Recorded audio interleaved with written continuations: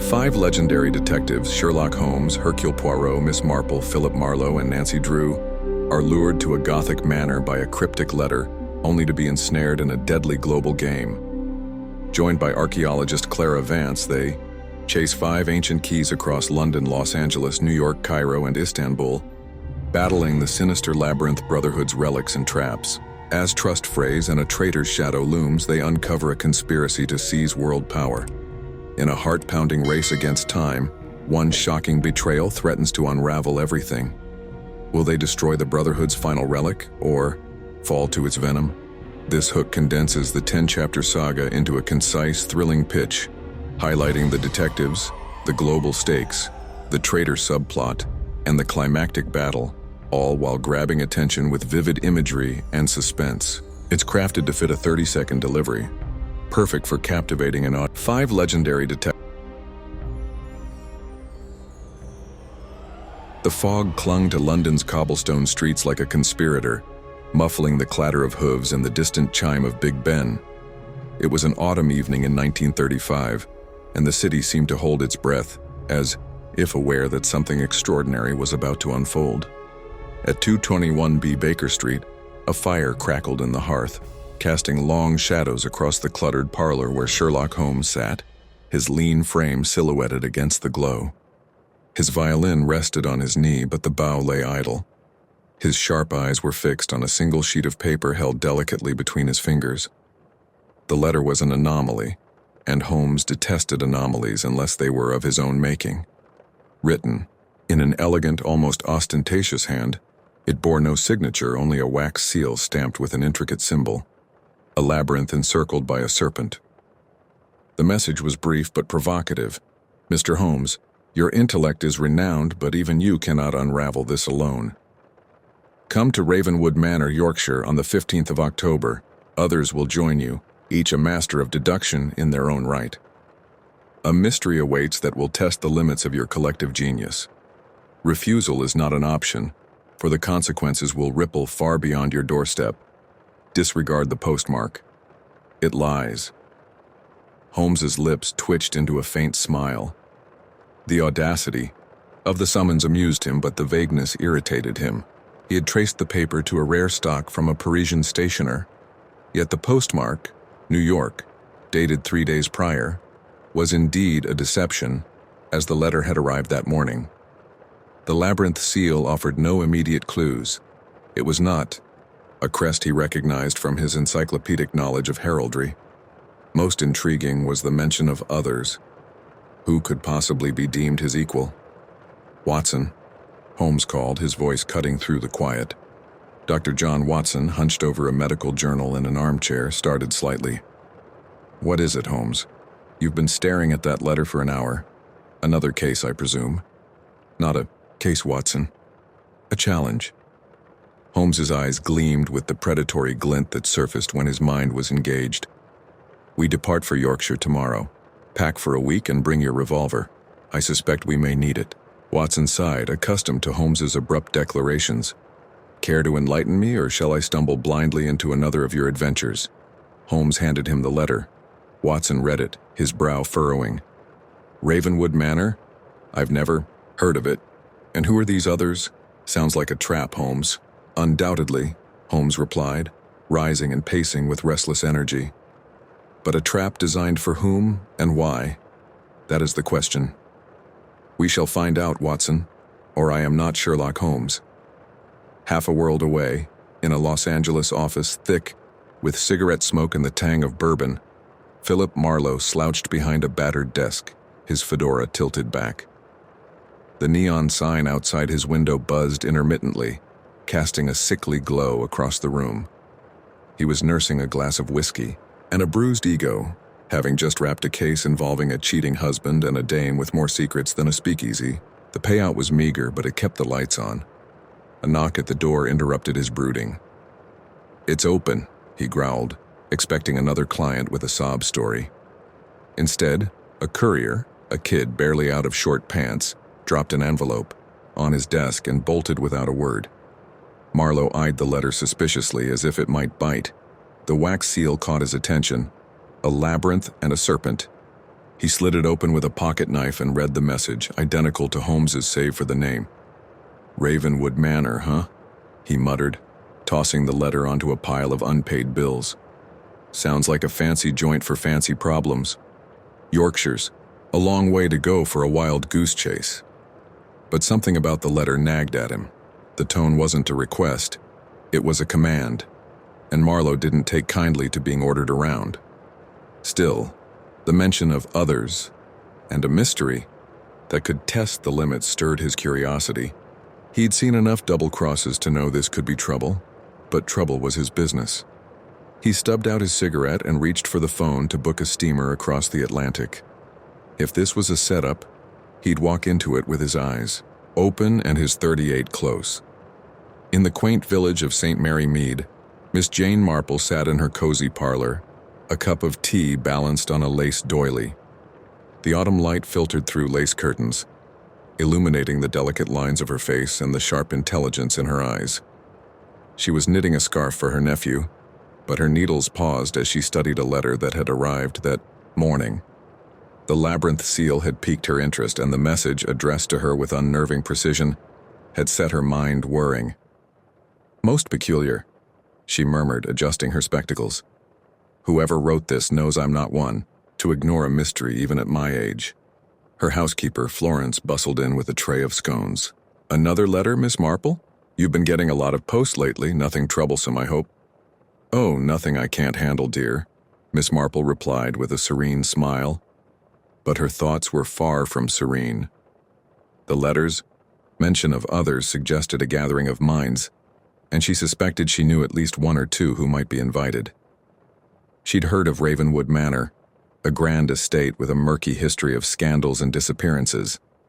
If someone was summoning her there, it wasn't for a social call.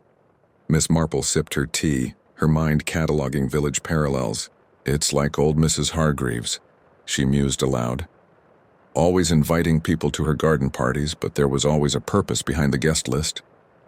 This letter has a purpose, Florence, and I intend to find out what it is." In New York, Nancy Drew, now in her early 20s but no less intrepid, stood in the study of her River Heights home, the letter clutched in her hand. Her auburn hair was tied back, and her blue eyes sparkled with excitement.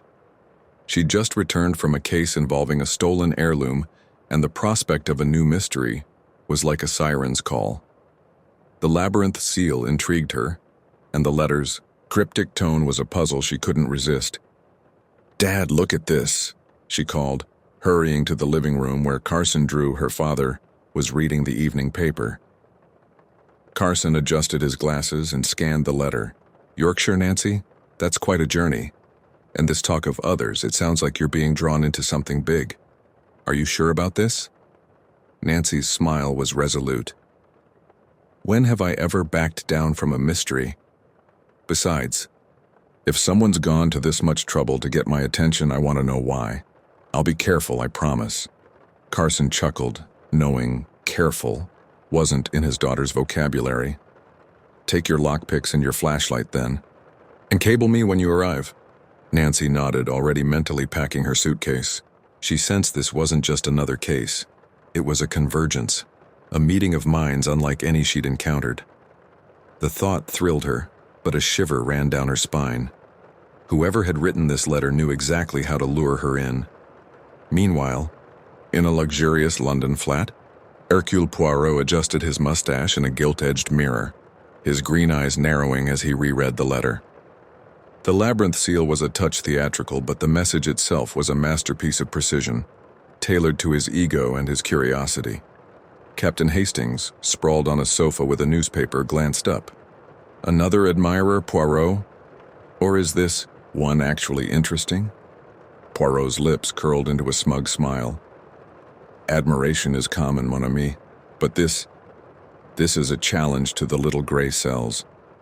Ravenwood Manor, a gathering of detectives, a mystery that promises to be formidable. How could Hercule Poirot refuse?" Hastings frowned.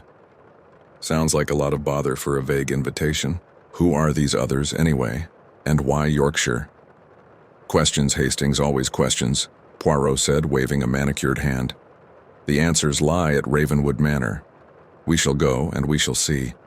But I warn you, this is no ordinary affair. The mind behind this letter is clever, perhaps too clever. On the evening of October 15th, a fleet of black Rolls-Royces wound through the Yorkshire moors, their headlights slicing through the mist. Ravenwood Manor loomed ahead, a Gothic monstrosity of turrets and gargoyles, its windows glowing like malevolent eyes. The estate was isolated, surrounded by windswept heather and jagged cliffs that plunged into the North Sea. The drivers, silent and uniformed, deposited their passengers at the manor's iron gates and departed without a word. Sherlock Holmes stepped from the first car, his Inverness cape billowing in the wind. Watson trailed behind, clutching his hat against the gusts. Good Lord. Holmes, this place looks like it belongs in one of Mrs. Radcliffe's novels. An apt observation, Watson, Holmes replied, his eyes scanning the manor's facade. Note the asymmetry of the east wing, recently rebuilt, perhaps after a fire. And the gargoyles are not original, they're too pristine. This manor has secrets and we shall uncover them. Hercule Poirot emerged next, dabbing his face with a silk handkerchief. Mon Dieu, this damp air is intolerable. But the architecture, it is magnifique, no? A stage set for a grand drama. Hastings, at his side, muttered, or a grand disaster. Miss Marple, assisted from her car by a driver, clutched her shawl and surveyed the scene with deceptive mildness. Such a large house, she remarked. It reminds me of the vicarage in St. Mary Mead, only less welcoming. Philip Marlowe, lighting a cigarette, leaned against a gatepost. Lady, if this place is welcoming, I'm the King of England. Smells like trouble to me.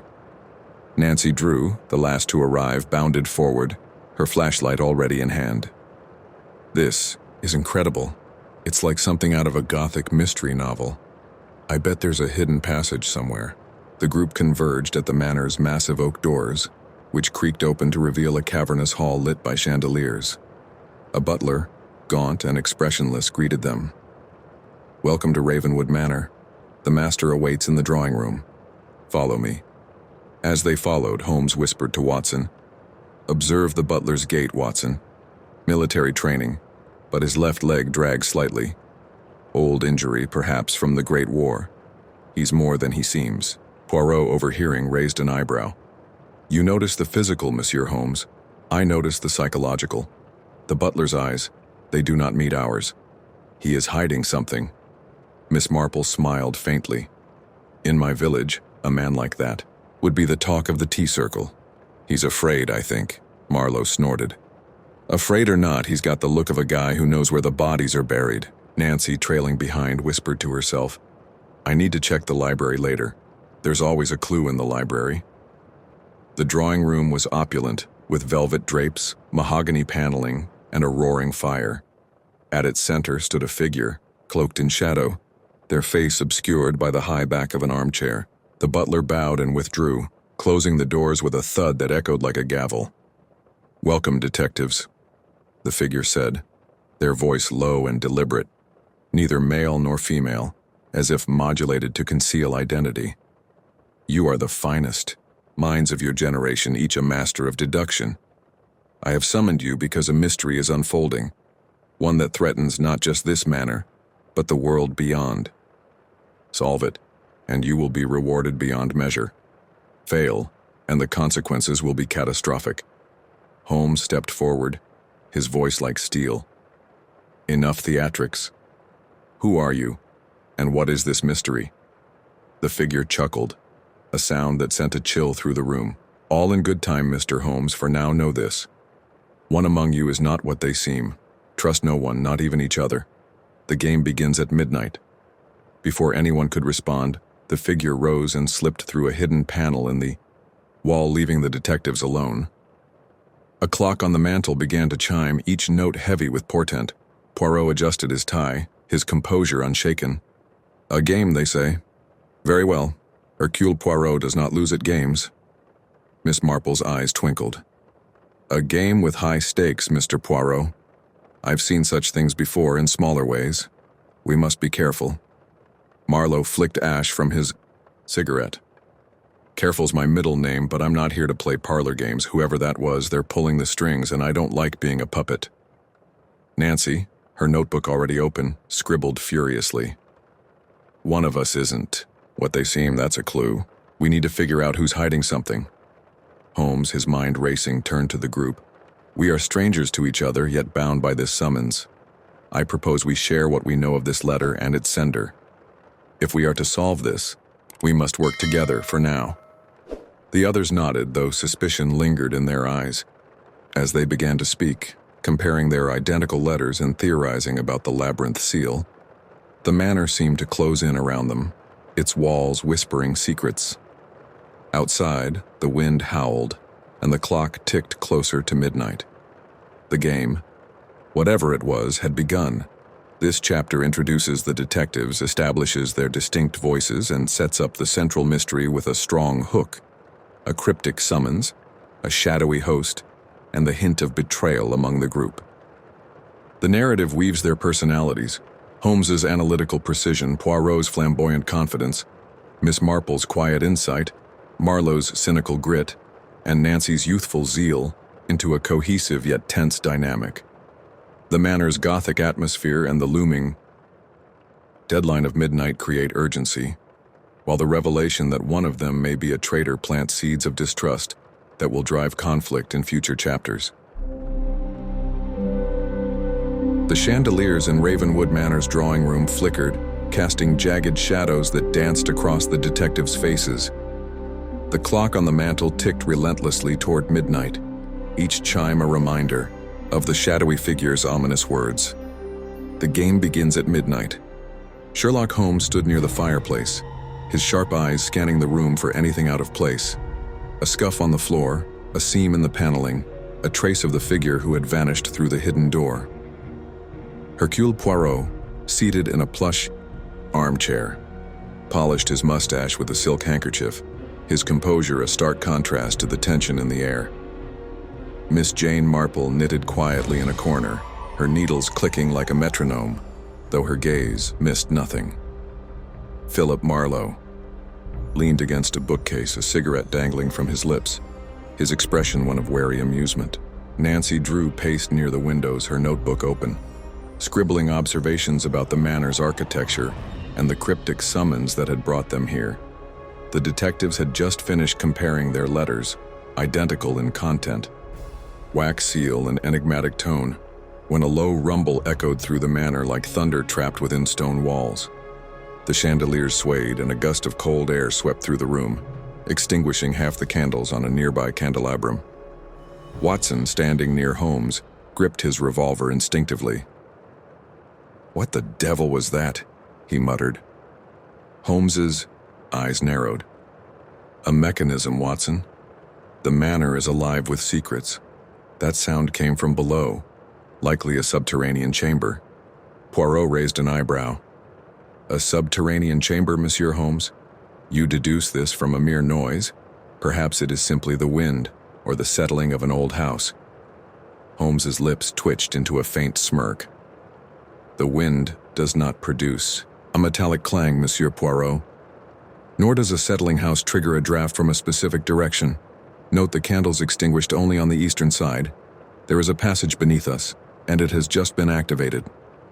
Miss Marple paused, her knitting, her voice soft but piercing, like the old mill in St. Mary Mead. Everyone thought it creaked because of age, but there was a smuggler's tunnel underneath. This manor reminds me of that, only grander and far more dangerous. Marlowe exhaled a plume of smoke. Smugglers, secret passages, mysterious hosts. This place is starting to sound like a dime novel. I'm more interested in who's pulling the strings. That cloaked figure didn't strike me as the charitable type. Nancy stopped pacing, her eyes bright with excitement. "They said the game begins at midnight, right? That's only 10 minutes away. Maybe that rumble was the start, some kind of signal or trap. We should explore before we're caught off guard." Holmes nodded, a rare flicker of approval crossing his face. "Miss Drew's enthusiasm is commendable. We must act swiftly. The figure's warning, one of us not being what they seem, suggests deception. We cannot afford to be reactive." Poirot adjusted his tie, his tone lofty. Action? Yes, but with method, Monsieur Holmes. Hercule Poirot does not stumble into traps. We must first understand the nature of this game. The letter, the seal, the manner. They are pieces of a puzzle. Let us assemble them. The group agreed, albeit with undercurrents of mistrust. Holmes proposed they split up to search the drawing room for clues about the hidden panel and the figure's identity, but Marlowe snorted. Split up? That's how you end up with a knife in your back. I say we stick together until we know who's playing Judas. Miss Marple's eyes twinkled. A sensible precaution, Mr. Marlowe. In my village, people who wander off alone during a mystery often regret it. Nancy, undeterred, pointed to the bookcase. Then let's start there. Bookcases always hide secret doors in places like this. I bet that's where the figure went. The detectives converged on the bookcase, a towering mahogany structure filled with leather-bound tomes. Holmes ran his fingers along the shelves, his touch precise, seeking irregularities.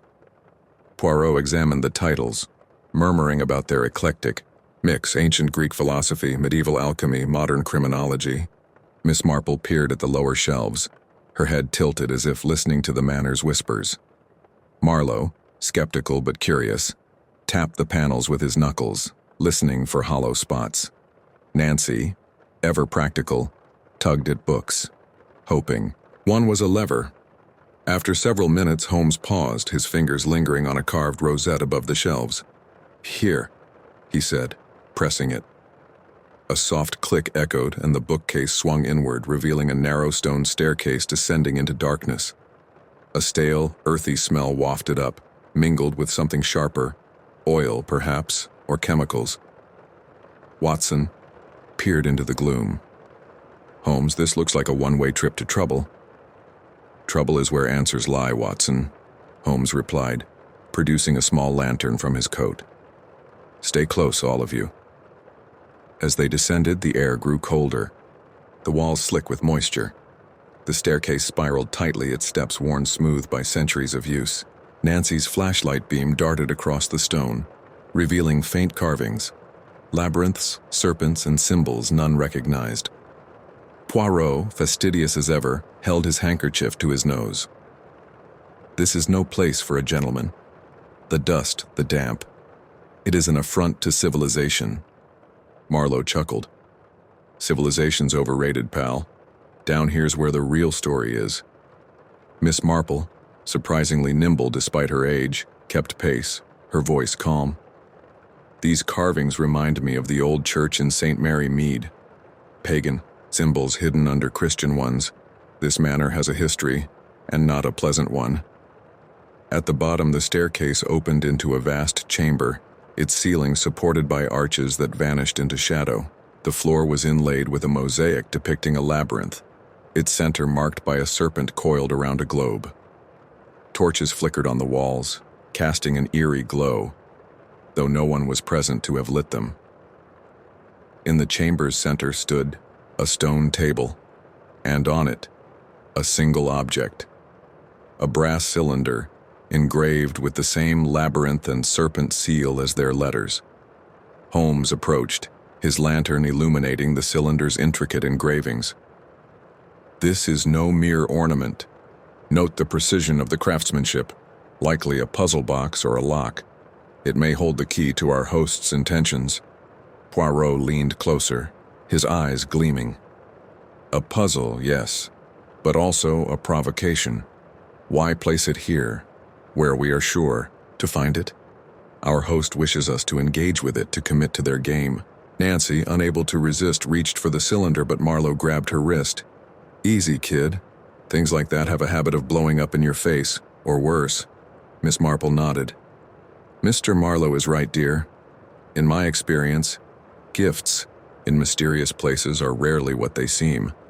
Holmes, ignoring the debate, examined the cylinder without touching it. There are no visible seams, but the engravings suggest a sequence. Press the wrong symbol, and we may trigger a mechanism, perhaps the rumble we heard earlier. As they deliberated, a distant bell tolled 12 times, the sound reverberating through the chamber.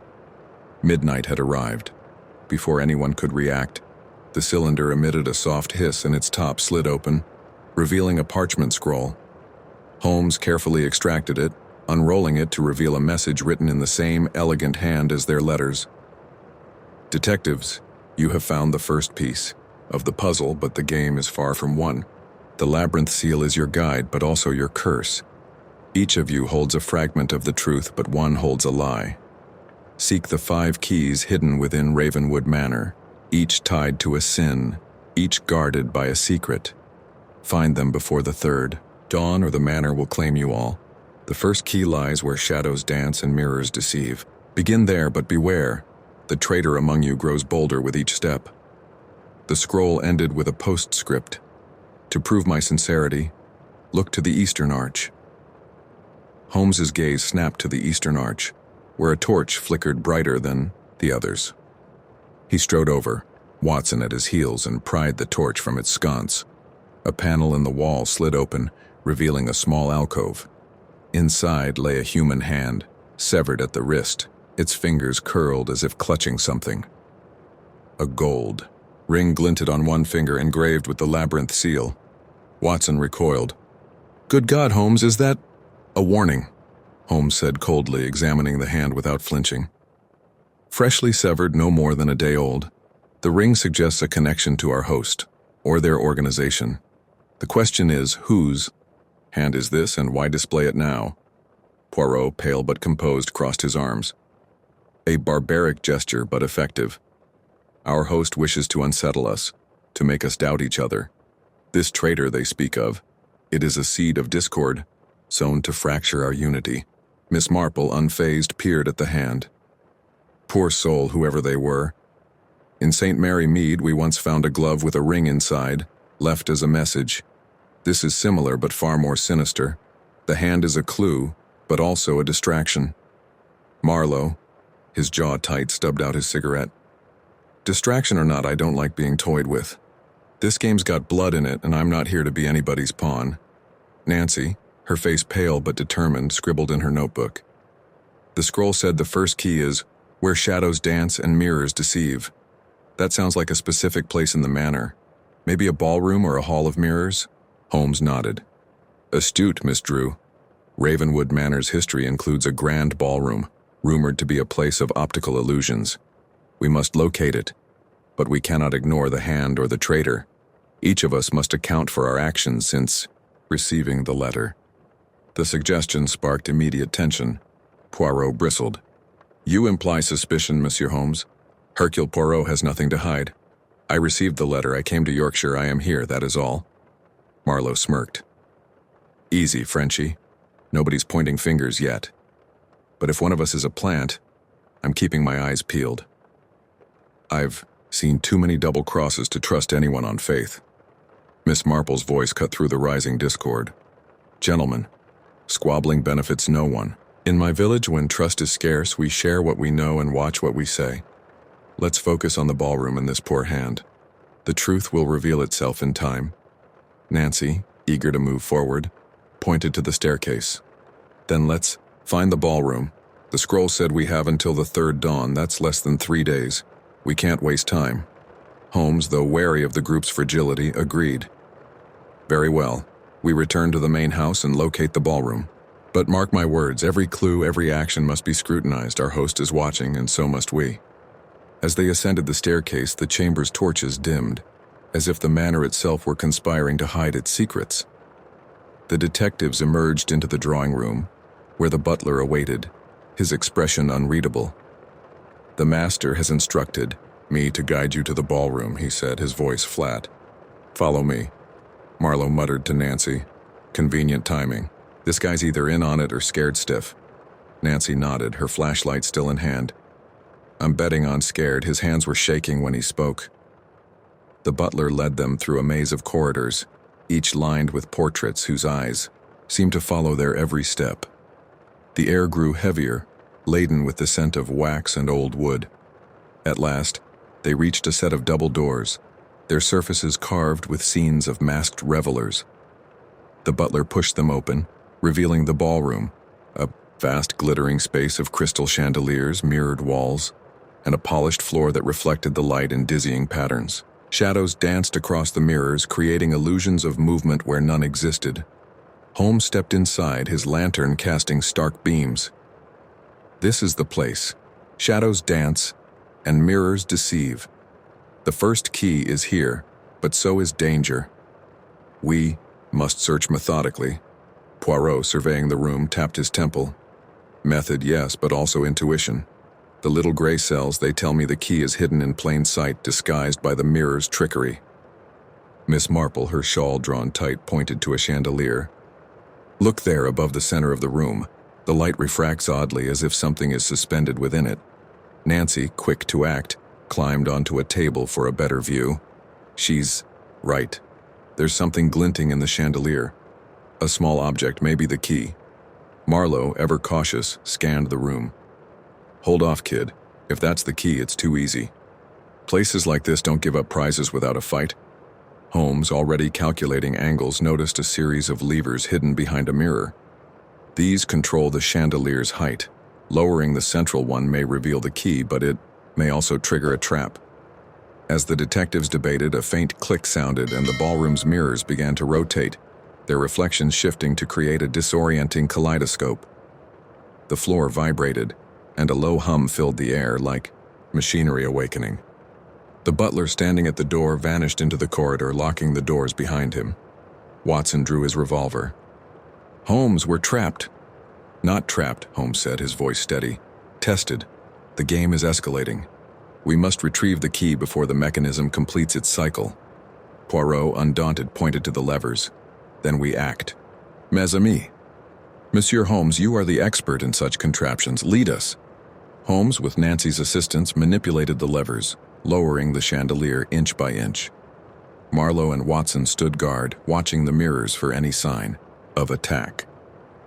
Miss Marple, her calm, unshaken, murmured observations about the mirror's patterns, guiding Holmes's adjustments. Poirot, though less physically involved, offered sharp insights into the mechanism's logic. At last, the chandelier touched the floor, revealing a small brass key engraved with a labyrinth. Nancy reached for it, but Holmes stopped her. Wait. The mirrors, they're aligning. The mirrors locked into place, their reflections converging on a single point. The key. A beam of light shot from the chandelier, striking the key and igniting a hidden fuse. The floor shook violently and a section of the wall slid open, revealing a passage filled with gears and steam. Marlowe cursed. I knew it! A trap! Holmes grabbed the key, tossing it to Nancy. Hold this, Miss Drew. We must move. Now. The Qaim, detectives raced into the passage, the ballroom collapsing behind them. Gears ground ominously and steam hissed, but they emerged into a small antechamber, panting but unharmed. The key gleamed in Nancy's hand, a hard-won prize. Poirot, catching, his breath smiled faintly. One key, one sin, 4 more to go, but the traitor, mes amis, they are still among us. Miss Marple nodded. And the manor is watching. We've passed the first test, but the next will be harder. Holmes, his mind already on the next clue, turned to the group. The scroll mentioned sins. This key likely represents pride. The sin of assuming we could outwit the manor so easily. We must find the next clue, but we cannot ignore the hand or the traitor. Trust is our weakness, and our host knows it. As they caught their breath, the antechamber's walls began to glow, revealing a new message carved in the stone. The second key lies where silence reigns and knowledge whispers. Seek it, but beware the cost of truth. The detectives exchanged glances, their alliance fraying under the weight of suspicion. The manor's game was far from over, and the stakes were rising with every step. This chapter escalates the mystery, with a thrilling search for the first key, introducing physical danger and psychological tension.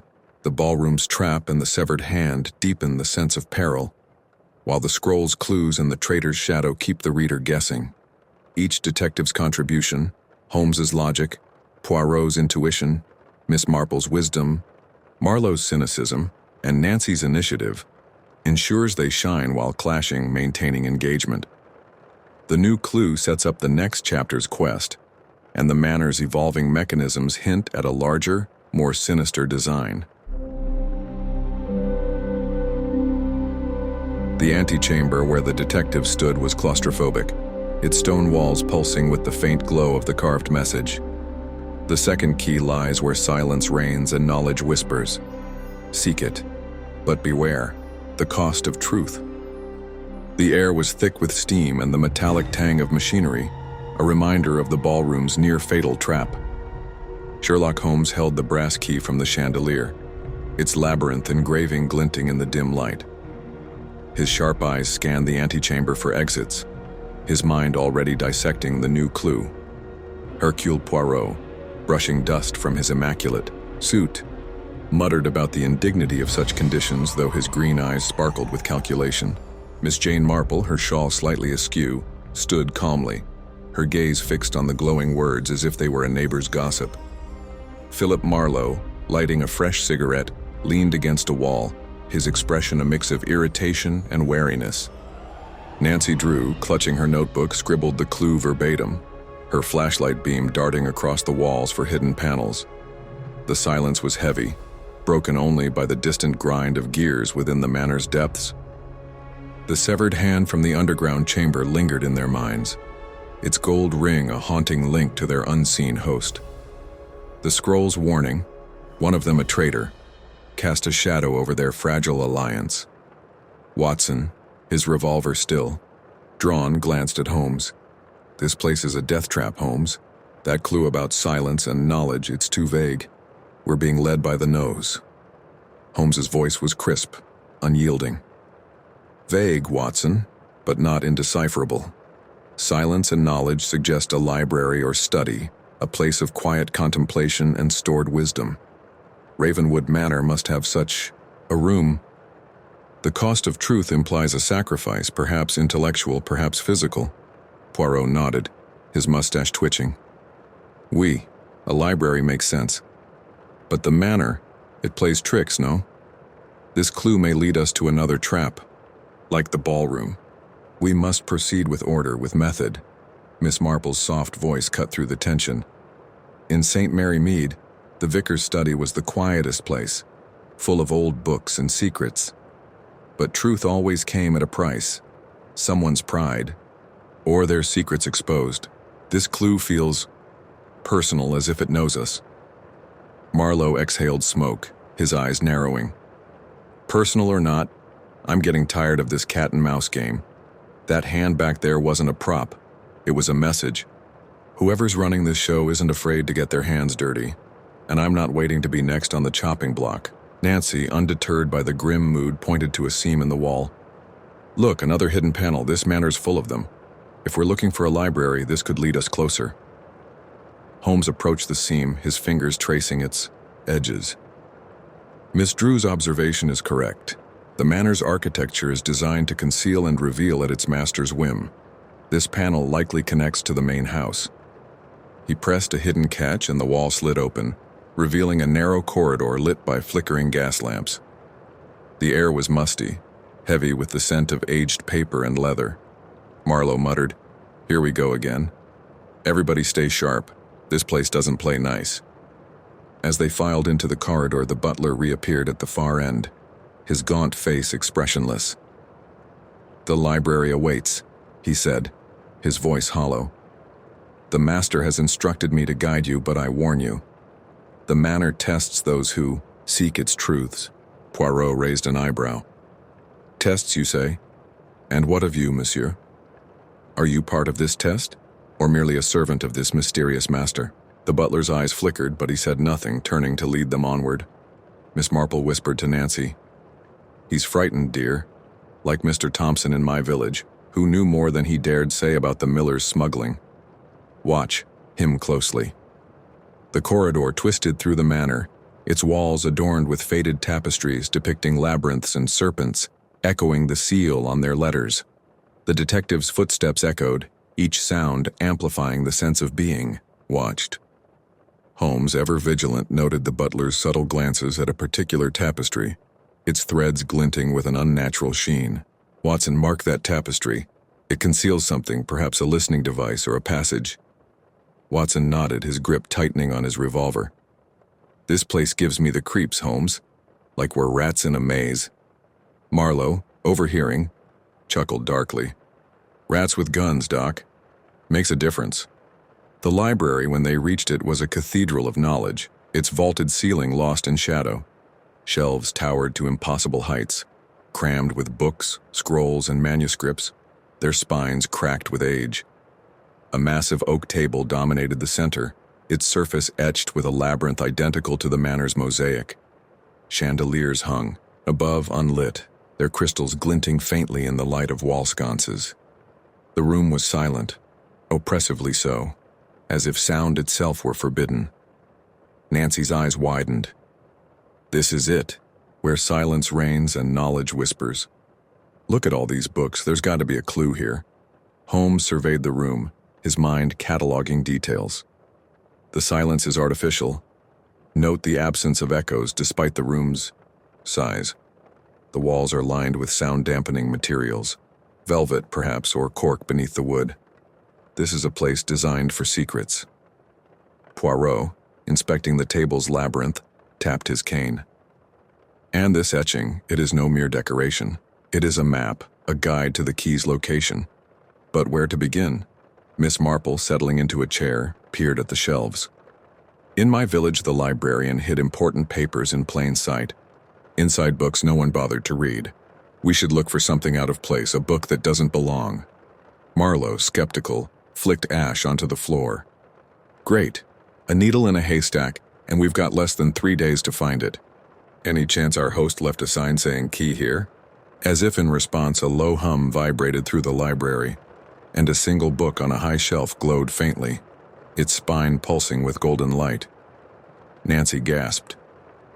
There. That's got to be it. Holmes, ever cautious, raised a hand. Wait. The manor has already proven its penchant for traps. That book is too obvious. We must approach this systematically. But before they could act, the butler, who had lingered near the door, bolted, slamming it shut. A metallic clank signaled a lock engaging, and the chandeliers flared to life, their light blinding.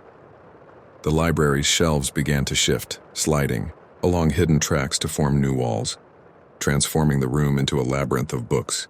The glowing book vanished behind a moving shelf, and a voice, the same modulated tone as their hosts, echoed from unseen speakers. Detectives, the second key awaits, but knowledge demands sacrifice. Solve the labyrinth, find the book, and claim your prize. Fail, and the library will be your tomb. The traitor among you knows more than they admit. Question them, if you dare. The voice faded, replaced by the grinding of shelves and the ticking of a hidden clock. Watson pounded on the door. Blast it, we're locked in again. Holmes's eyes gleamed with predatory focus. Not locked in, Watson. Challenged. The labyrinth is the puzzle. We must navigate it to reach the glowing book. But the voice's mention of the traitor is deliberate, meant to sow discord. Poirot, adjusting his hat, sniffed. Discord, perhaps, but also truth. One of us hides something. I propose we share our suspicions, no? Transparency is the antidote to betrayal. Marlowe laughed, a harsh sound. Transparency? In a room full of detectives? That's rich. I'll tell you what I know. I got a letter, I came here, and now I'm dodging traps in a haunted library. If that makes me the traitor, shoot me now. Miss Marple's needles clicked softly. No need for dramatics, Mr. Marlowe. In my experience, the guilty protest too much, or not at all. Let's focus on the labyrinth. The shelves move in a pattern like a dance. If we watch closely, we can predict their paths. Nancy, already sketching the labyrinth's layout in her notebook, nodded. Miss Marple's right. The shelves aren't random, they follow a sequence. If we time their movements, we can reach that glowing book. Holmes, impressed by the women's insight, took charge. Miss Drew, you and Miss Marple observe the shelves pattern. Watson, Marlowe, guard our flanks. Monsieur Poirot, assist me in deciphering the table's labyrinth. It may hold the key to the shelves' logic. The detectives sprang into action, their distrust momentarily set aside. Nancy and Miss Marple stood at the labyrinth's edge, counting seconds as shelves slid past, their movements rhythmic but complex. Nancy whispered, It's like a combination lock. Every 10 seconds, a new path opens, but only for a moment. Miss Marple nodded. Like the church choir in St. Mary Mead, dear. Each singer had their part, but the harmony only worked if they followed the conductor. We must find the rhythm. Holmes and Poirot at the table traced the etched labyrinth, their approaches contrasting but complementary. Holmes's fingers moved with surgical precision, mapping routes. Poirot, tapping his temple, murmured about symmetry and intuition. The labyrinth, it mirrors the manor itself, a puzzle within a puzzle. The glowing book is the center, but the path is circuitous. Marlowe, pacing with his .38 in hand, muttered to Watson, "These brainiacs better hurry. I don't like the sound of that clock. It's counting down to something bad." Watson, sweating, nodded. Holmes will figure it out. He always does. After tense minutes, Nancy shouted, "Got it." The shelves open a path every 30 seconds, leading to the center. We need to move in sync, 3 steps forward, pause, then 2 left. Repeat until we reach the glowing book. Holmes, satisfied, turned to the group. "Excellent work, Miss Drew. We move as a unit. Stay alert. The manor may have more surprises." The detectives entered the labyrinth, their footsteps muffled by the oppressive silence. The shelves loomed like sentinels, their movements precise but menacing. Nancy led, her flashlight guiding the way, while Miss Marple whispered directions. Holmes and Poirot flanked the group, their eyes scanning for traps. Marlowe and Watson brought up the rear, weapons ready. Halfway through, a shelf shifted out, of sequence nearly crushing Poirot. Marlowe yanked him back, cursing, "This place is alive and it's not happy we're winning." Poirot, shaken but composed, adjusted his mustache. "Merci, Monsieur Marlowe. But this was no accident. The manor, or its master, watches us." Miss Marple's voice was calm. Like Mrs. Hargreaves's garden maze, she'd changed the hedges to trap nosy guests. We must stay focused. They pressed on, reaching the labyrinth's center after several heart-pounding minutes. The glowing book sat on a pedestal, its spine embossed with a serpent. Holmes examined it, his fingers probing, for wires or triggers. No visible traps, but the pedestal is weighted. Removing the book may activate another mechanism. Nancy, impatient, suggested, "What if we replace it with something of equal weight, like in adventure stories? Swap the idol with a bag of sand." Marlowe snorted. "Kid, you read too many pulps, but it's worth a shot." Watson, ever practical, pulled a heavy medical text from a nearby shelf. "Will this do?" Holmes nodded. "On my count, Miss Drew removes the book, and Watson places the text.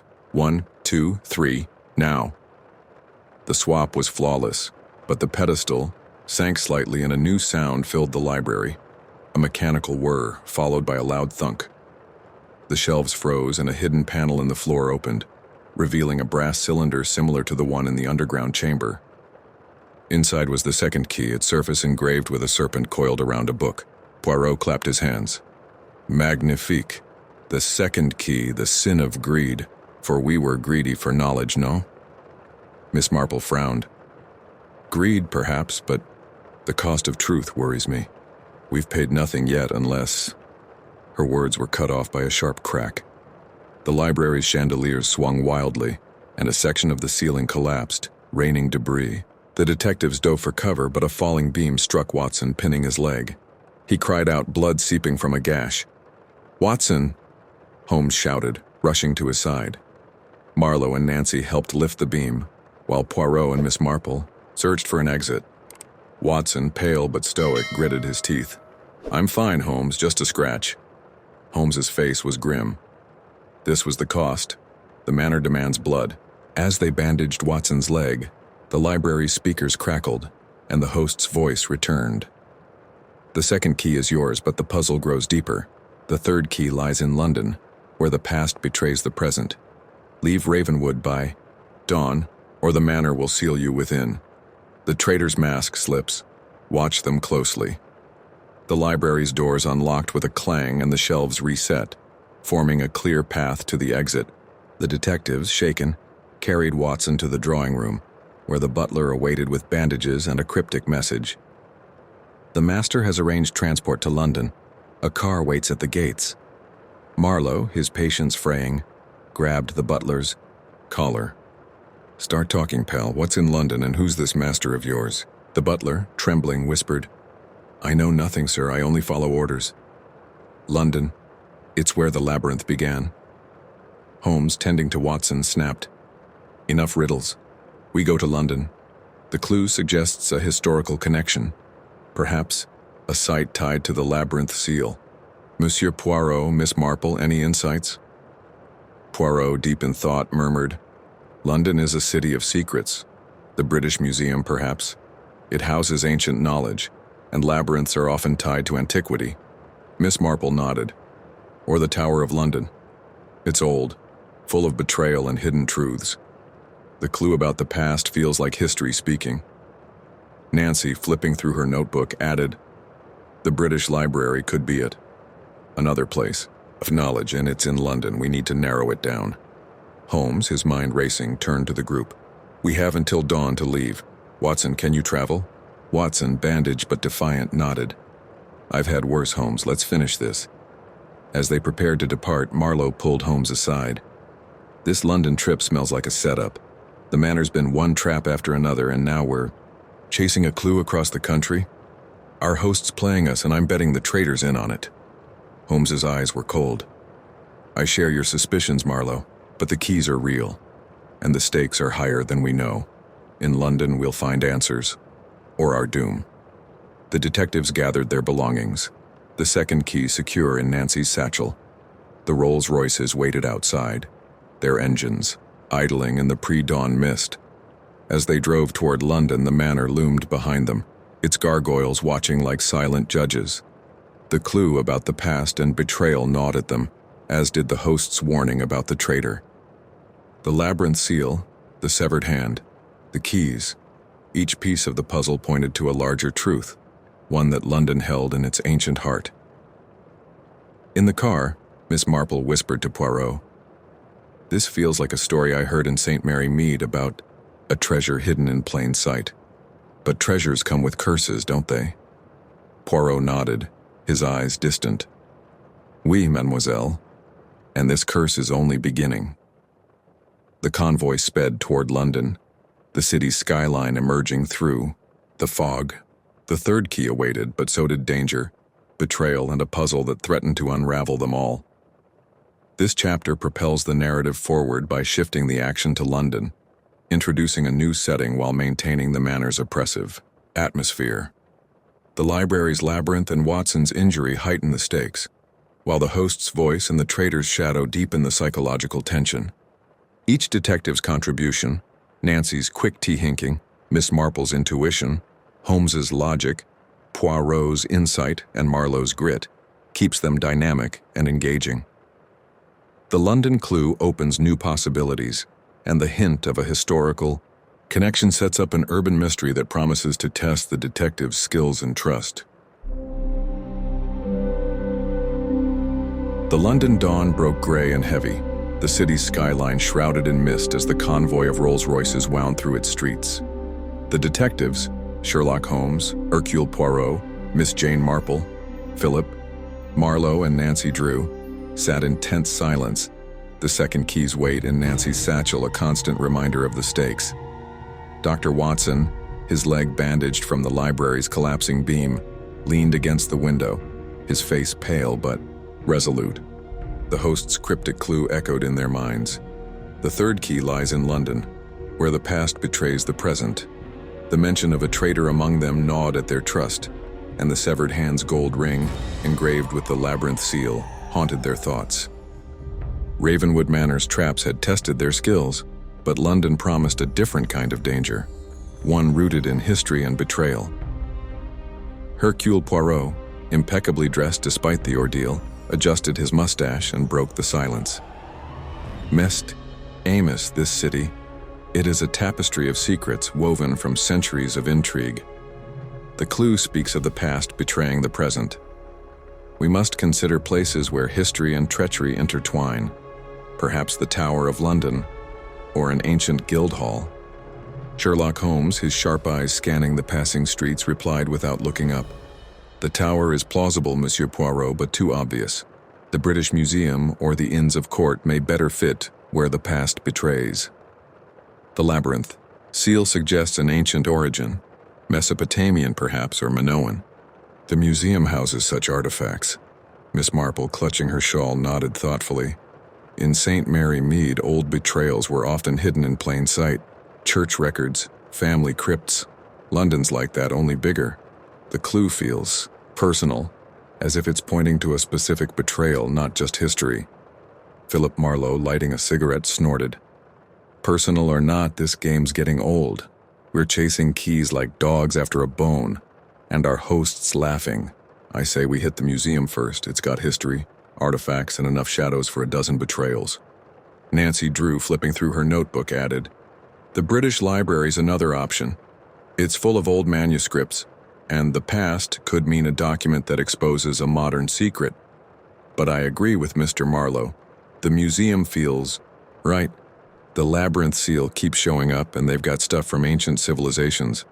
Watson, wincing as the car hit a bump, grumbled, "Wherever we go, let's move fast. That host gave us until the third dawn, and we're already a day in. Plus my leg's not getting any better sitting here." Holmes glanced at Watson, his expression unreadable but concerned. "Patience, Watson. The museum is our starting point. If it yields nothing, we pivot to the library or the tower. But we must remain vigilant. The traitor's presence complicates our strategy." The convoy stopped at the British Museum's grand entrance, its neoclassical facade looming through the fog. The detectives disembarked, their footsteps echoing on the cobblestones. The museum was closed to the public, but the butler, silent since Ravenwood, appeared, producing a key and unlocking a side door. "The master has arranged access," he said, his voice barely above a whisper. "You have until midnight." Marlowe eyed him suspiciously. "Convenient. You gonna stick around, or is this another disappearing act?" The butler vanished into the fog without answering, leaving the detectives alone. Poirot, unfazed, adjusted his hat. "Come, mes amis. The museum awaits, and Hercule Poirot's little gray cells are ready." Inside, the museum's halls were cavernous, lit by dim gas lamps that cast eerie shadows. Marble statues and ancient relics lined the corridors, their eyes seeming to follow the group. Holmes led the way, his lantern illuminating hieroglyphs and cuneiform tablets. "The near, eastern wing is our focus," he said. "The labyrinth seal resembles motifs from ancient Sumer or Crete." Poirot, walking beside him, tapped his cane. "You focus on artifacts, Monsieur Holmes, but I focus on the human element. Betrayal is not in stones, it is in hearts. This clue, it points to a person, a traitor whose past actions echo in the present." Miss Marple, her steps slow but steady, murmured, "Like old Mrs. Pritchard in my village. She betrayed her sister years ago, and it came out when the vicar found a letter in the church archives. This museum might hold such a letter or something like it." Nancy, her flashlight sweeping the displays, paused at a glass case containing a clay tablet. "Look at this. It's got a labyrinth carved on it and a serpent. It's from Mesopotamia, 2000 BC. Could this be tied to the seal?" Holmes examined the tablet, his fingers hovering over the glass. "Intriguing, Miss Drew. The tablet's iconography matches our seal, but it's incomplete. There's a reference to a Brotherhood of the Labyrinth, a cult that guarded 5 keys to a forbidden truth. This may be our first concrete lead."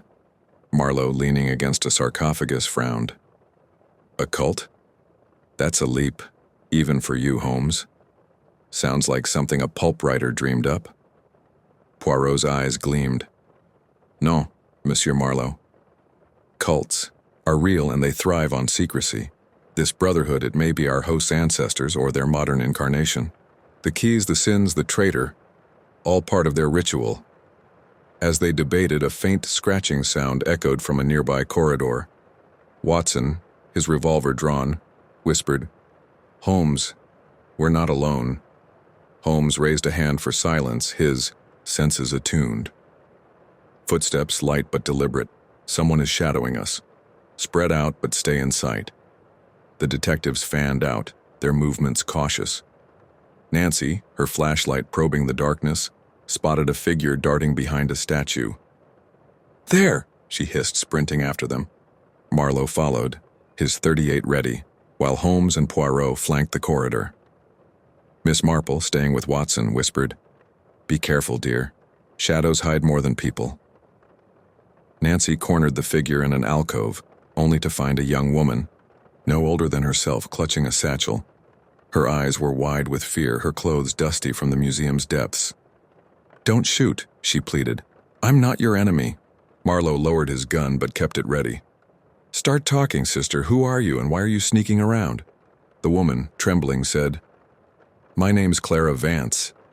I'm an archaeologist here. I was cataloging artifacts when I got a letter, like yours, with the labyrinth seal. It told me to come to the museum tonight, to find the third key before it falls into the wrong hands." Holmes, approaching, studied her with piercing intensity. "Show us the letter." Clara produced a crumpled sheet, identical to theirs, save for the message. "Miss Vance, your knowledge of the Labyrinth Brotherhood is needed. Find the third key in the museum before the detectives claim it. Trust no one, especially those who seek the keys." Poirot's mustache twitched. "Most interesting. Another player in the game summoned like us, but why you, mademoiselle? What do you know of this brotherhood?" Clara hesitated, then spoke. "I've studied the labyrinth seal for years. It's tied to a Sumerian cult that worshipped a deity of secrets using 5 keys to guard a relic, an orb said to hold forbidden knowledge. The cult vanished centuries ago, but rumors say it survived, manipulating events from the shadows. I thought it was myth until I got that letter." Miss Marple's eyes narrowed. "A myth with severed hands and deadly traps, my dear? In my village, myths often hid ugly truths. You're part of this, whether you know it or not." Nancy, intrigued, asked, "Do you know where the third key is?" The clue said, "Where the past betrays the present." Clara nodded. "There's a hidden vault in the Sumerian gallery, behind a false wall. I found it last week, but it's locked with a puzzle, a labyrinth you have to solve. I was heading there when I saw you." Marlowe snorted. "Convenient timing. For all we know, you're the traitor, feeding us a sob story to lead us into another trap." Holmes, his voice cold, said, "Her story is plausible, but unverified. Lead us to the vault, Miss Vance. Any deception will be dealt with swiftly." Clara, swallowing hard, guided them to the Sumerian gallery, a dimly lit hall filled with statues and tablets. At the far end, she pressed a hidden panel, revealing a stone door etched with a labyrinth. The door had 5 slots, each shaped like a key. "This is it," she said. "The puzzle requires aligning the labyrinth's paths to unlock the vault. I've tried, but it's complex." Poirot stepped forward, his eyes alight. "A puzzle of logic and symmetry. Perfect for Hercule Poirot. Allow me, mes amis. The little gray cells, they will unravel this." Holmes, though skeptical, gestured for him to proceed. "Be quick, Monsieur Poirot.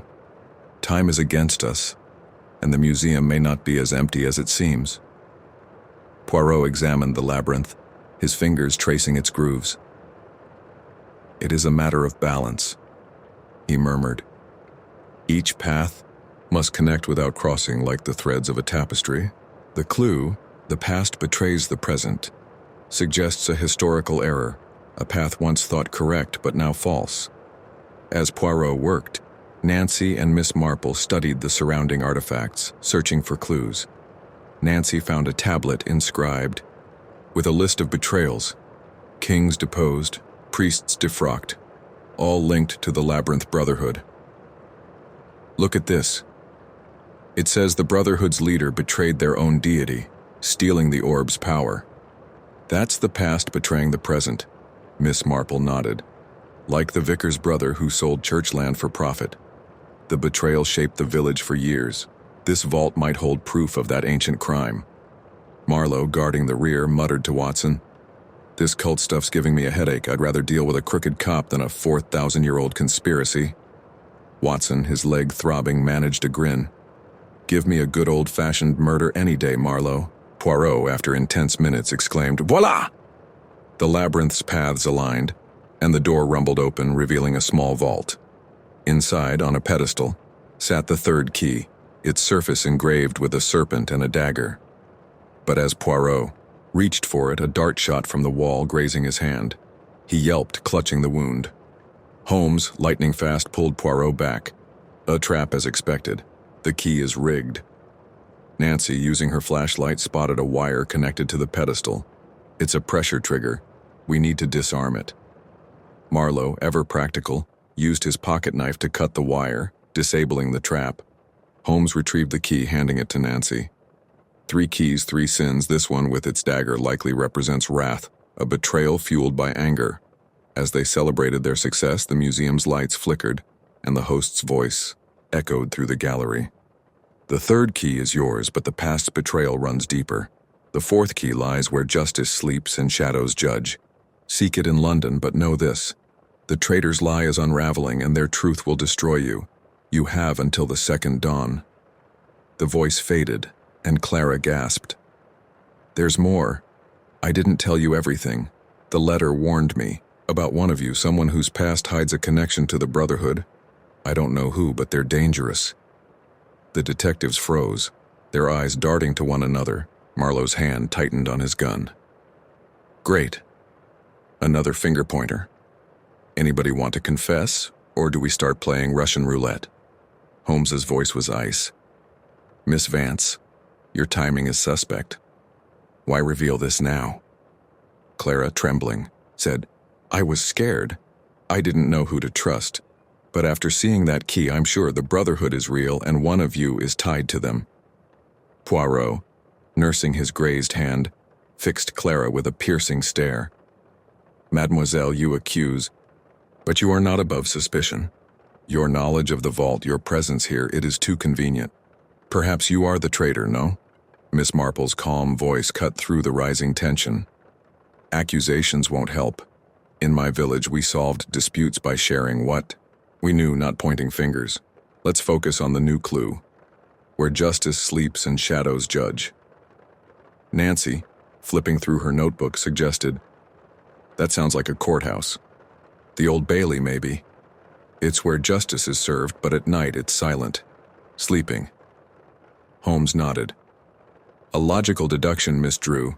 The Old Bailey fits, but so might Lincoln's Inn, where lawyers plot in shadows. We'll start at the Old Bailey. But first, Miss Vance, you're coming with us. Your knowledge is useful, but your secrecy makes you a liability. Clara, pale but resolute, agreed. I'll help. I want to stop the Brotherhood as much as you do. As they left the museum, the fog thickened, cloaking London in a sinister veil. The Old Bailey loomed ahead, its dome a silent sentinel.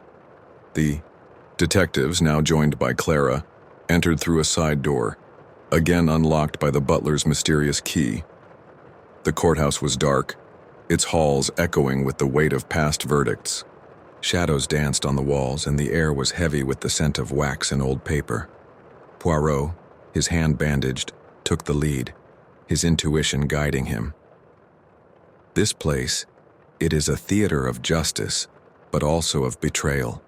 Judges, lawyers, defendants, all have their secrets. The fourth key will be hidden where these shadows converge. Holmes, skeptical of Poirot's theatrics, scanned the main courtroom. The clue suggests a specific location, a judge's chamber perhaps, or the cells below. We must search methodically. Miss Marple, peering at a portrait of a stern judge, murmured, This reminds me of Mr. Grayson, our magistrate. He seemed just but hid a scandal. Shadows judge when no one's watching, don't they? Nancy, exploring the clerk's desk, found a hidden drawer containing a ledger. Look at this. It's a record of trials from the 1800s, but one page is marked with the labyrinth seal. It mentions a trial where a Brotherhood member was convicted, but the evidence, 5 keys, disappeared. Marlowe, reading over her shoulder, whistled. So the Brotherhood's been at this for centuries. No wonder our hosts got a grudge, but where's the key? Poirot, standing in the judge's chair, tapped his temple. The little gray cells, they whisper. The key is here in this courtroom, where justice slept during that trial. The shadows, These portraits judge us now. Look at their eyes. Holmes, following Poirot's gaze, noticed one portrait's eyes glinting unnaturally. He climbed onto a bench, prying the portrait's frame loose. Behind it was a small safe, its lock shaped like a labyrinth. "Well done, Monsieur Poirot. Your intuition rivals my logic." Poirot smirked. Intuition, Monsieur Holmes, is logic's elegant cousin. Using the 3 keys they'd collected, Holmes unlocked the safe, revealing the 4th key, engraved with a serpent and a gavel. But as he removed it, the courtroom's doors slammed shut, and gas began hissing from vents in the walls. Chesamby coughed, his eyes watering. "Holmes, it's poison!" Nancy, quick thinking, smashed a window with a chair, letting in fresh air. Marlowe and Clara dragged Watson to safety, while Holmes and Poirot sealed the vents with cloth from the judges' robes. Miss Marple, calm amid the chaos, guided them to an exit. As they stumbled into the foggy street, the host's voice crackled through a hidden speaker. 4 keys, 4 sins, wrath, greed, pride, and now envy. For justice envies truth. The final key lies where death and dreams meet. Find it before the 3rd dawn, or London will burn. The traitor's truth is near. Confront it, or perish. The detectives, gasping for breath, exchanged wary glances. Clara's revelation, the Brotherhood's history, and the host's escalating threats tightened the noose around their alliance. The Old Bailey's trap had nearly killed them, and the final key promised even greater danger. London's shadows held the answers, but also the traitor's lie, and it was closer than they feared. This chapter showcases Poirot's deductive brilliance while advancing the mystery, with the discovery of the 4th key and Clara's troubling revelation. The urban setting of London contrasts with Ravenwood's gothic horror, adding variety while maintaining tension. The detectives' interplay, Holmes's precision, Poirot's flair, Miss Marple's wisdom, Marlowe's grit, Nancy's initiative, and Clara's uneasy integration, keeps the narrative dynamic. The new clue, where death and dreams meet, sets up a thrilling finale, and the traitor's looming truth ensures the reader's investment. The fog clung to London's streets like a shroud, muffling the clatter of hooves and the distant wail of a police whistle.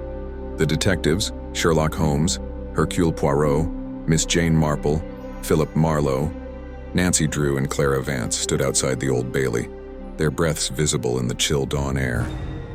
The 4th key, engraved with a serpent and a gavel, rested in Nancy's satchel alongside the others, each a hard-won trophy in their host's deadly game. Dr. Watson, his leg bandaged but his spirit unbroken, leaned on Holmes for support, his face etched with pain and determination. The host's latest clue echoed in their minds. The final key lies where death and dreams meet. Find it before the 3rd dawn, or London will burn. The traitor's truth is near. Confront it, or perish. The gas trap in the courtroom had nearly claimed them, and Clara's revelation, that one of them was tied to the ancient labyrinth brotherhood, had fractured their already tenuous alliance. The 3rd dawn was hours away, and the specter of the traitor loomed larger than ever. Miss Marple, her shawl drawn tight against the cold, broke the silence, her voice soft but piercing. In St. Mary Mead, when trouble brewed, it often hid in the quiet places. Cottages, churchyards, places where people dreamed and died. This clue, where death and dreams meet, feels like that. London's a city, but it has its villages, its hidden corners. We should look for such a place. Hercule Poirot, his grazed hand bandaged, adjusted his hat with a flourish. Mademoiselle Marple, your village wisdom is charming, but London is no Hamlet. Death and dreams, perhaps a cemetery like Highgate, where the dead rest and poets dream, or a theater where dreams are staged and death is mimicked. Sherlock Holmes, his sharp eyes scanning the fog, replied, "Both are plausible, Monsieur Poirot, but the clue's specificity suggests a singular location. The Labyrinth Brotherhood's history points to ancient rites. Cemeteries fit, but so might a hospital, where life fades and dreams of recovery persist. We must narrow our search."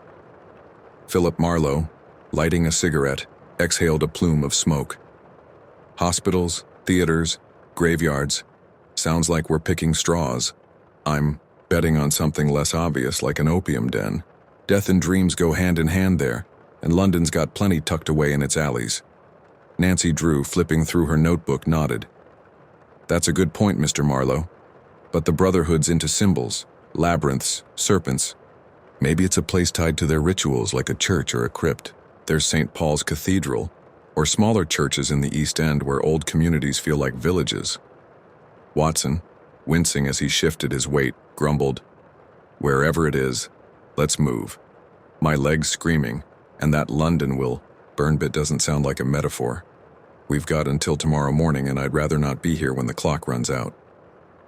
Holmes glanced at Watson, his concern masked by a steely resolve. Agreed, Watson. Miss Marple's mention of a village-like enclave resonates. London has pockets where time stands still. Clerkenwell, Spitalfields, or the Charterhouse. The clue's reference to death and dreams combined with the Brotherhood's ancient roots suggests a place of historical significance, perhaps a forgotten chapel or almshouse. Clara Vance, her archaeologist's mind racing, spoke up hesitantly. There's a place in Spitalfields, the Priory of St. Agnes. It's a medieval complex half-ruined with a crypt and a garden where people once prayed for visions. Dreams, you could say. It's tied to the Brotherhood in old texts I studied.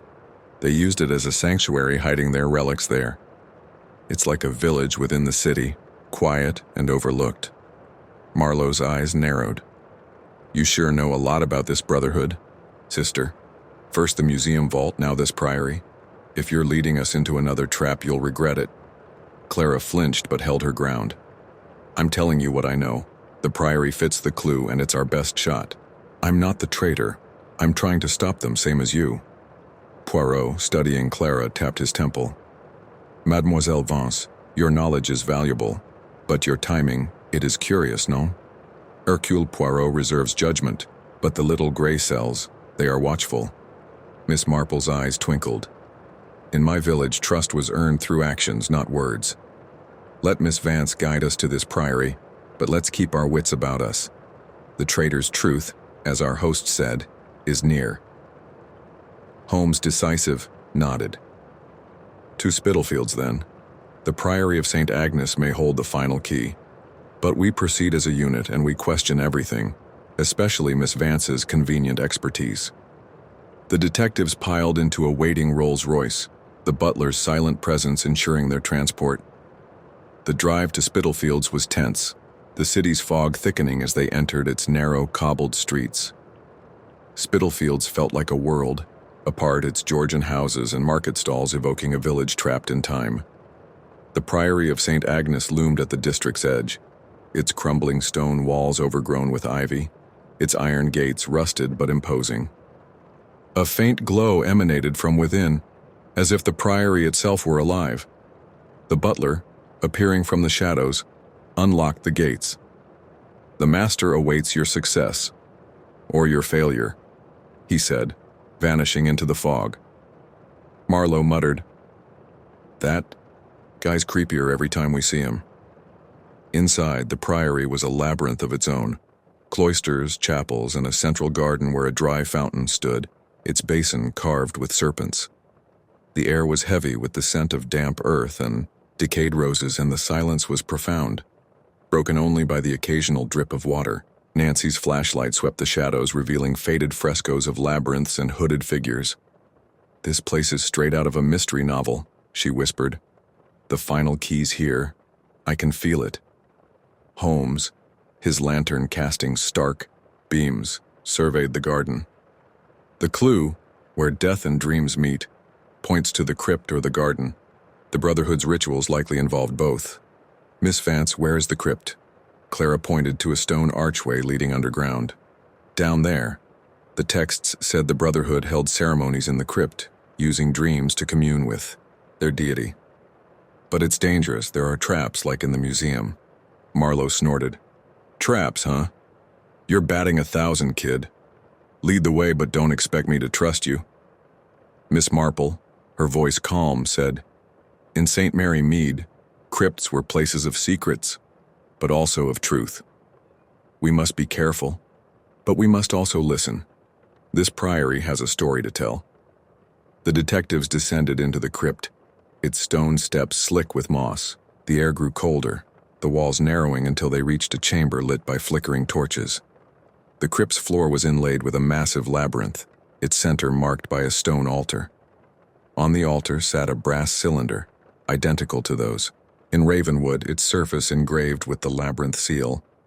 Around it were 5 niches, each containing a skull, their eye sockets glinting with embedded gems. Poirot's eyes widened. Mon Dieu, a shrine to death and dreams. The skulls, they watch us as if judging our worth. Holmes approached the cylinder, his fingers probing for traps. The skulls are a distraction. The cylinder is the key's container, but it's locked. Note the niches. Each corresponds to one of the 5 keys. We may need all 5 to open it. Nancy, examining the altar, found a hidden inscription. It says, "The dreamer's truth unlocks the path, but death claims the liar."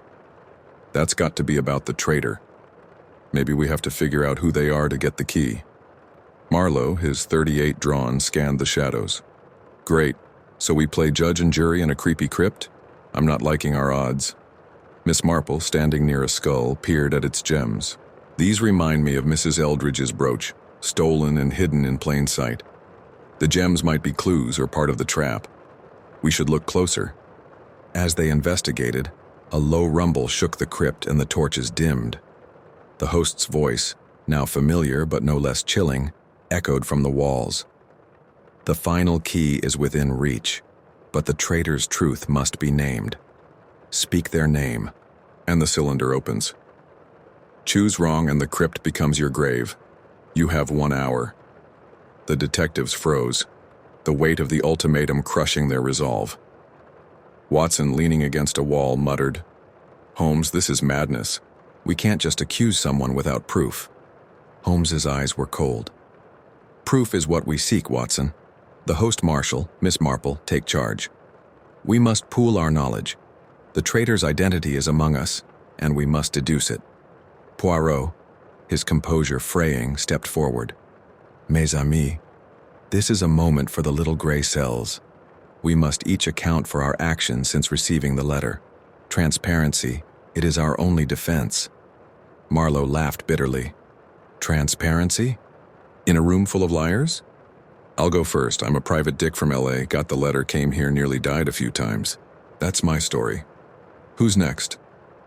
Nancy, clutching her notebook, said, "I'm Nancy Drew, amateur detective. I got the letter in River Heights, came to London, and I've been helping ever since. I don't know anything about the Brotherhood." Clara, pale, spoke next. "I'm Clara Vance, archaeologist. My letter told me to find the keys to stop the Brotherhood. I've shared everything I know about their history." Watson, gritting his teeth, said, "I'm Dr. John Watson, Holmes's friend. I came with him, got banged up, but I'm loyal. No secrets here." Miss Marple, her needles clicking, said, "I'm Jane Marple from St. Mary Mead.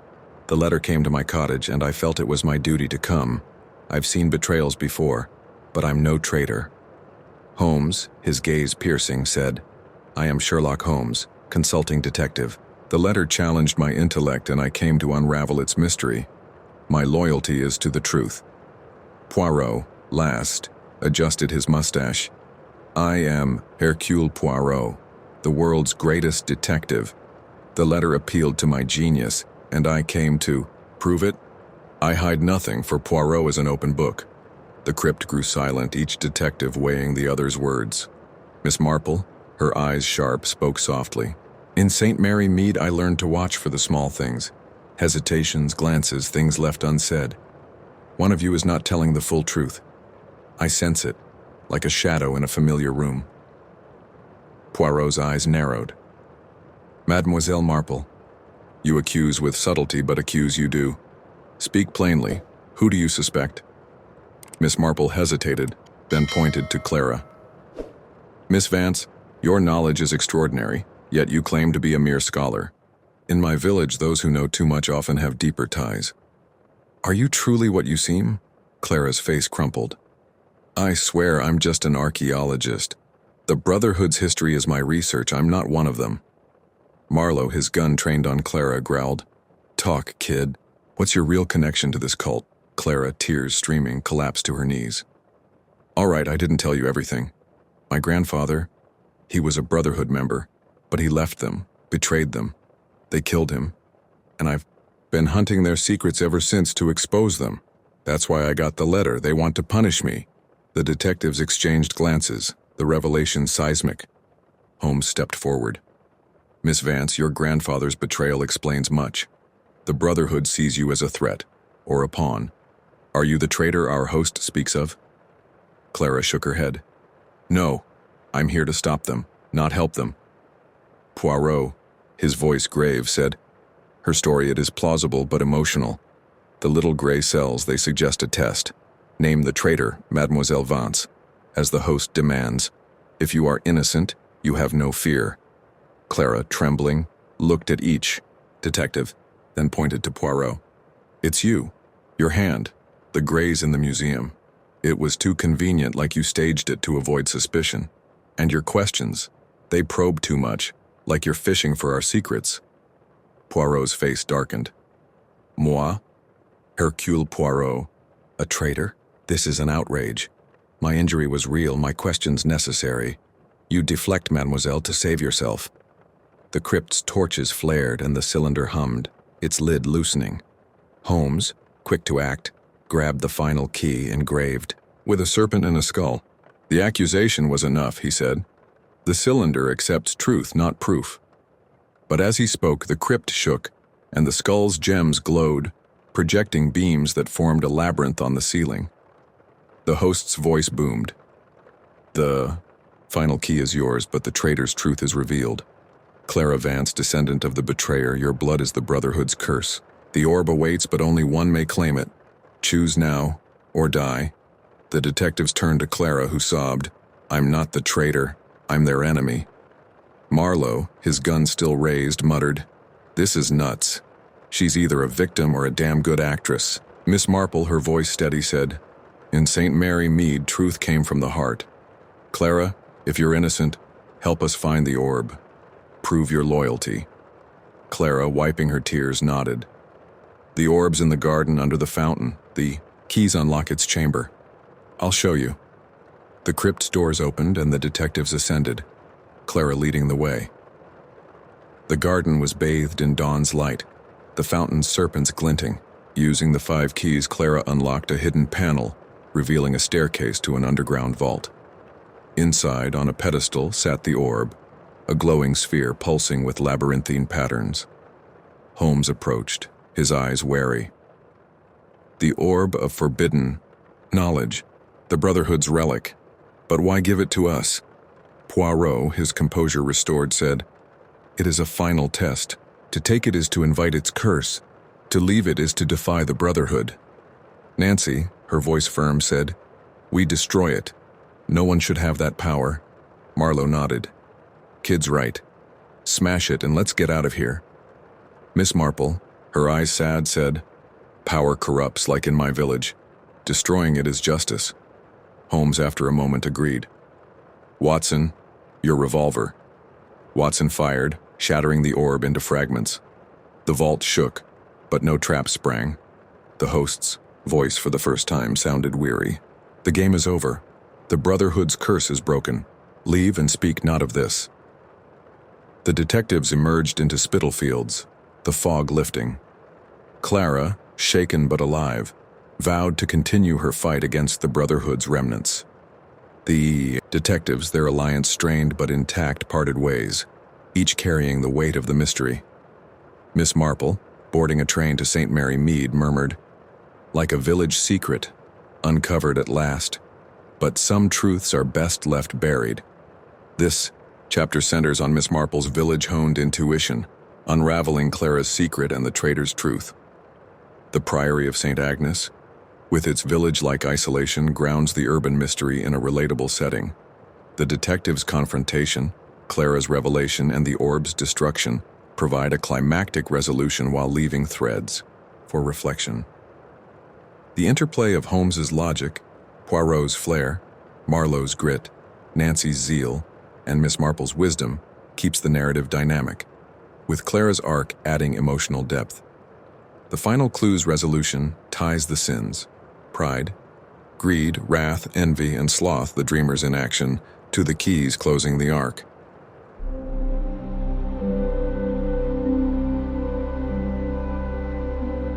The Los Angeles sun beat down mercilessly, turning the asphalt into a shimmering mirage. It was a sweltering afternoon in 1935, and the city sprawled like a femme fatale, beautiful, dangerous, and full of secrets. Philip Marlowe stood on a cracked sidewalk outside his office, a cigarette dangling from his lips, his fedora tilted against the glare. The neon sign above his door buzzed faintly, a reminder of the life he'd left behind weeks ago, when a cryptic letter with a labyrinth seal had yanked him to Ravenwood Manor and London. Now, back in LA, the weight of 4 brass keys in his pocket and the memory of a shattered orb in Spitalfields haunted him. The Labyrinth Brotherhood's curse was supposedly broken, but Marlowe's gut told him the game wasn't over. The other detectives, Sherlock Holmes, Hercule Poirot, Miss Jane Marple, Nancy Drew, and Clara Vance, had followed him across the Atlantic, drawn by a new letter that arrived simultaneously at their respective homes. Identical to the first, it bore the labyrinth and serpent seal and a chilling message. Detectives, the orb's destruction was a blow, but the Brotherhood endures. A new puzzle awaits in Los Angeles where shadows cast long webs and truth hides in plain sight. Find the Nexus, a relic that binds the Brotherhood's power, before the 7th sunset, or the city will pay the price. One among you has lied. Again, unmask them or fall. The postmark is irrelevant. Trust only the seal. Marlowe flicked ash onto the pavement, his eyes scanning the street for trouble. He'd seen enough double crosses to know this letter smelled like a setup, but the others had insisted on coming.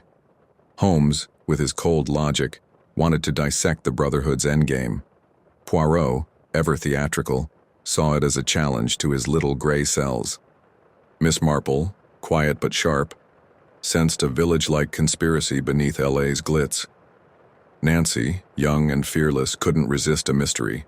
Clara, the archaeologist with a Brotherhood-tainted past, claimed she needed to finish what her grandfather started. Marlowe didn't trust any of them completely, not after Clara's confession in the Priory and the host's constant taunts about a traitor. The group gathered in Marlowe's office, a cramped space thick with cigarette smoke and the tang of bourbon. Holmes stood by the window, his lean frame silhouetted against the blinds, studying the letter with forensic intensity. Poirot sat at the desk, polishing his mustache, his green eyes darting between his companions. Miss Marple perched on a rickety chair, knitting a scarf, her calm demeanor belying her watchful gaze. Nancy paced, her notebook open, scribbling theories about the Nexus. Clara, nervous, clutched a satchel filled with research on the Brotherhood. Dr. Watson, his leg still healing, leaned against a file cabinet, his revolver within reach. Marlowe stubbed out his cigarette. "All right, let's get this straight.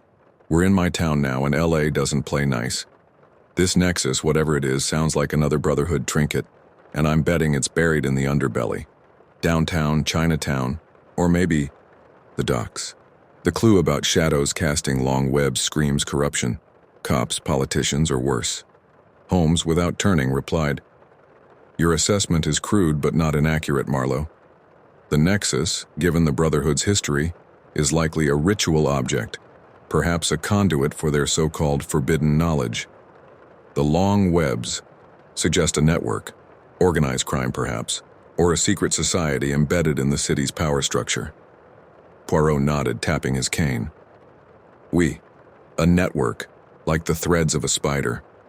In London, the Brotherhood hid in plain sight. Museums, courthouses, here they may use the glamour of Hollywood or the greed of commerce. But this traitor, mes amis, it is a thorn in our side. We must unmask them before they sabotage us." Miss Marple's needles clicked softly. In St. Mary Mead, shadows were cast by gossip, by those who seemed respectable but hid dark deeds. Los Angeles feels like that, a village of ambition where secrets fester. The Nexus might be in a place of power, like a mansion or a bank. Nancy, pausing her pacing, pointed to her notebook. The clue says, "Truth hides in plain sight." That's like the orb in the Priory. Obvious once you knew where to look. What if the nexus is in a public place like City Hall or a movie studio? Hollywood's full of dreams and illusions, and the Brotherhood loves symbols. Watson, rubbing his leg, grumbled, "Dreams and illusions are all well and good, but the city will pay sounds like a threat, bombs maybe, or blackmail. We need to move fast, Holmes." Holmes folded the letter, his voice crisp. "Agreed, Watson. Marlowe, you know this city's pulse. Where would a secret society hide a relic in plain sight?" Marlowe lit another cigarette, thinking. Downtowns, the heart of the beast, banks, law firms, old theaters. There's the Bradbury Building, a maze of iron and glass full of shady deals. Or the Alexandria Hotel, where the elite rub elbows with crooks. Both fit the Webb's angle. Clara, hesitant, spoke up. "My research mentions a Brotherhood outpost in Los Angeles tied to the 1920s oil boom. They funded a theater, the Orpheum, using it as a front for rituals. It's downtown, still operating, and its architecture has labyrinth motifs. The idea, nexus could be there." Marlowe's eyes narrowed. "You again with the convenient facts, Vance. Every time you open your mouth, I wonder if you're leading us to the prize or the gallows." Clara flushed. "I'm trying to help. My grandfather's notes led me to the Orpheum. If I'm wrong, fine, but it's our best lead."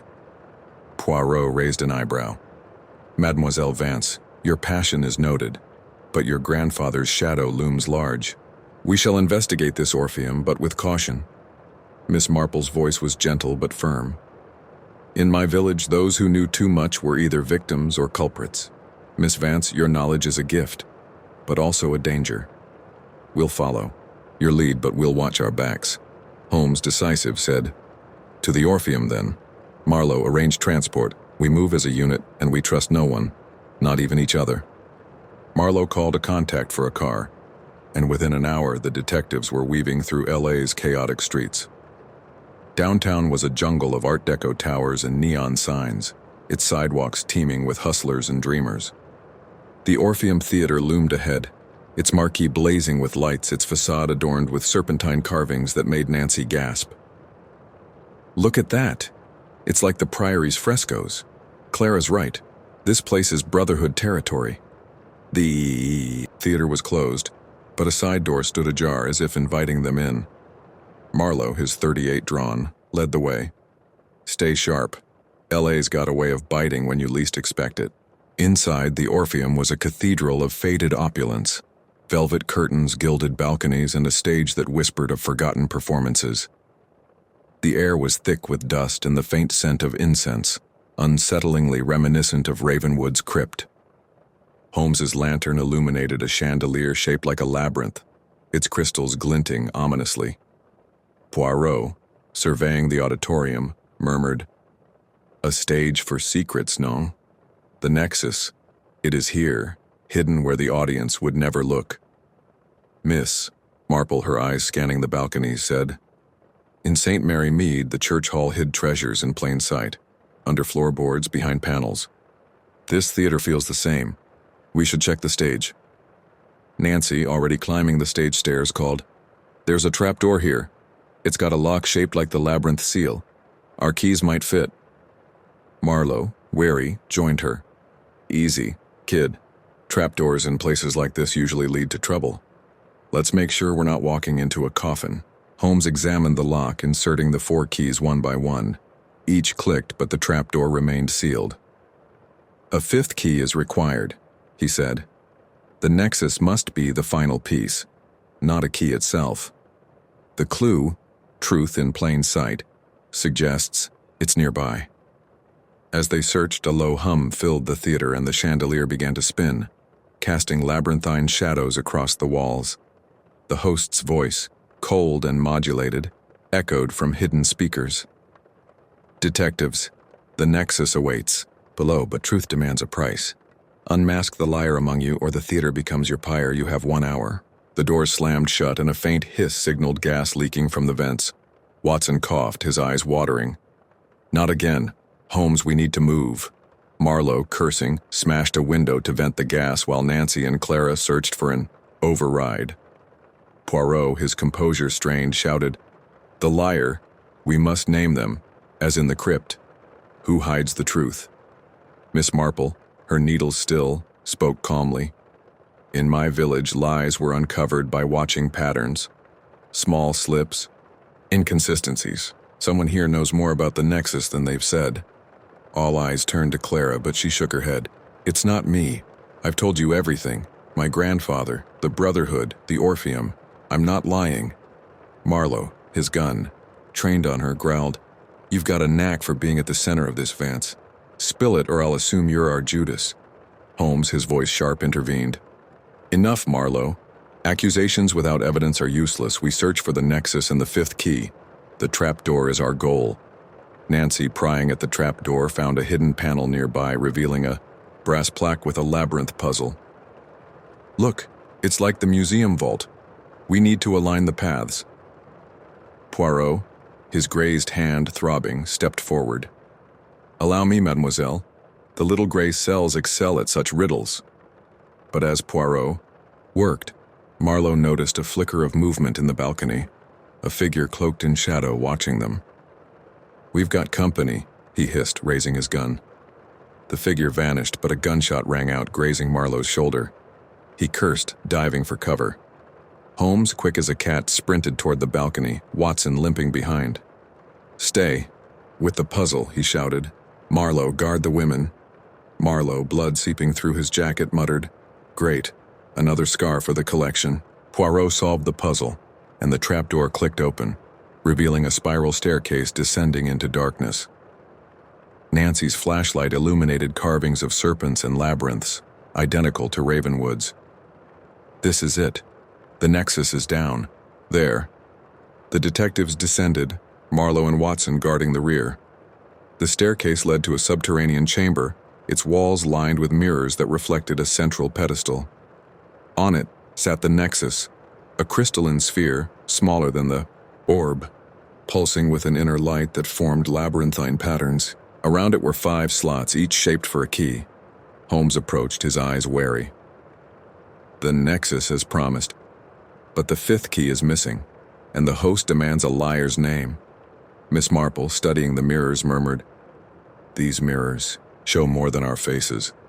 In St. Mary Mead, a cracked mirror revealed a hidden letter. "Look closer."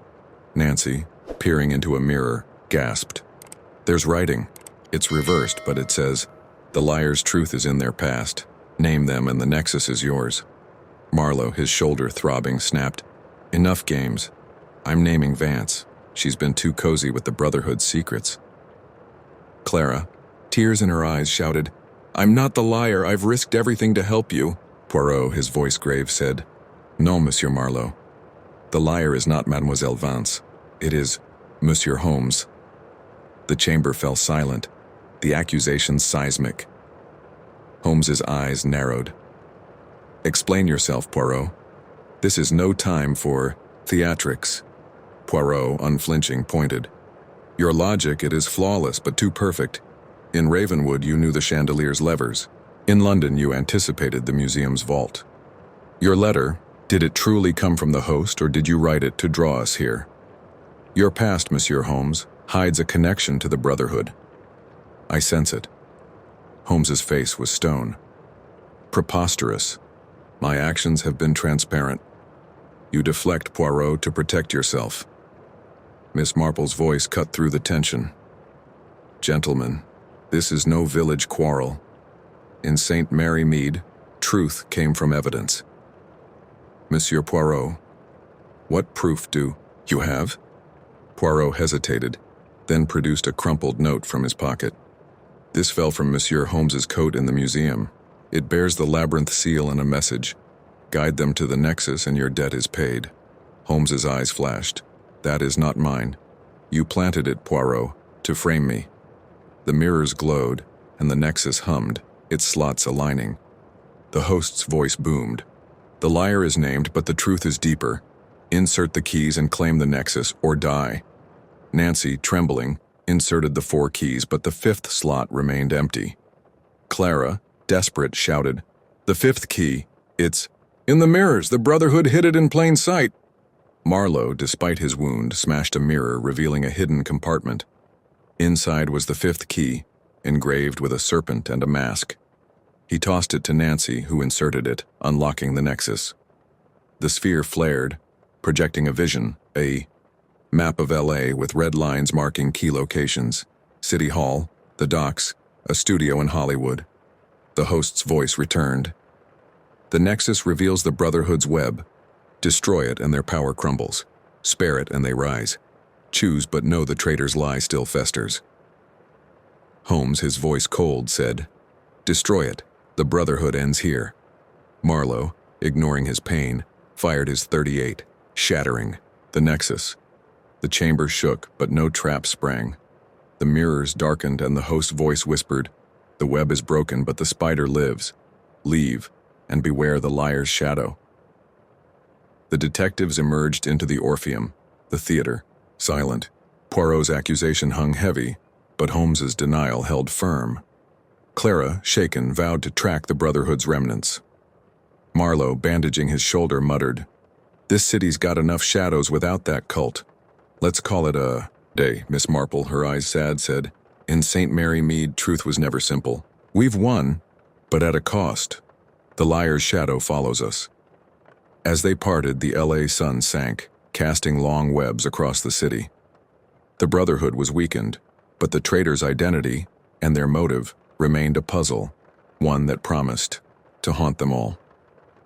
This chapter leverages Marlowe's noir sensibilities, grounding the mystery in LA's gritty underbelly while advancing the Brotherhood's conspiracy. The Orpheum's traps and Poirot's accusation against Holmes create a shocking twist, deepening the traitor subplot. The detectives' interplay, Holmes's defiance, Poirot's drama, Miss Marple's caution, Nancy's zeal, Marlowe's cynicism, and Clara's desperation, keeps the narrative dynamic. The Nexus's destruction resolves the immediate threat but leaves the traitor's identity unresolved, hooking the reader for the next chapter.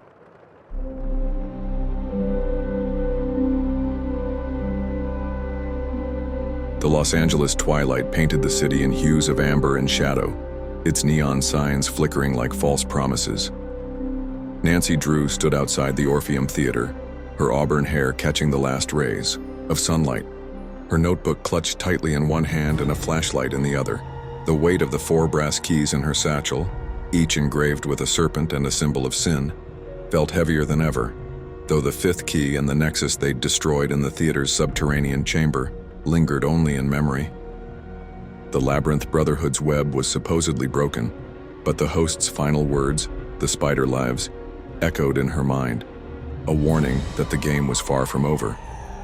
The accusation against Sherlock Holmes, leveled by Hercule Poirot in the heat of the crypt, had left a fracture in their alliance, and the specter of the traitor gnawed at their trust. The other detectives gathered around her, their faces etched with exhaustion and suspicion. Holmes stood apart, his lean frame rigid, his eyes cold as he scanned the street for threats. Poirot, polishing his mustache, maintained a facade of calm, though his glance at Holmes betrayed unease. Miss Jane Marple, knitting a scarf despite the LA heat, watched the group with quiet intensity, her village-honed instincts alert. Philip Marlowe, his shoulder bandaged from the gunshot in the theater, lit a cigarette, his expression a mix of cynicism and pain. Clara Vance, the archaeologist whose grandfather's betrayal had tied her to the Brotherhood, clutched her satchel, her eyes darting nervously.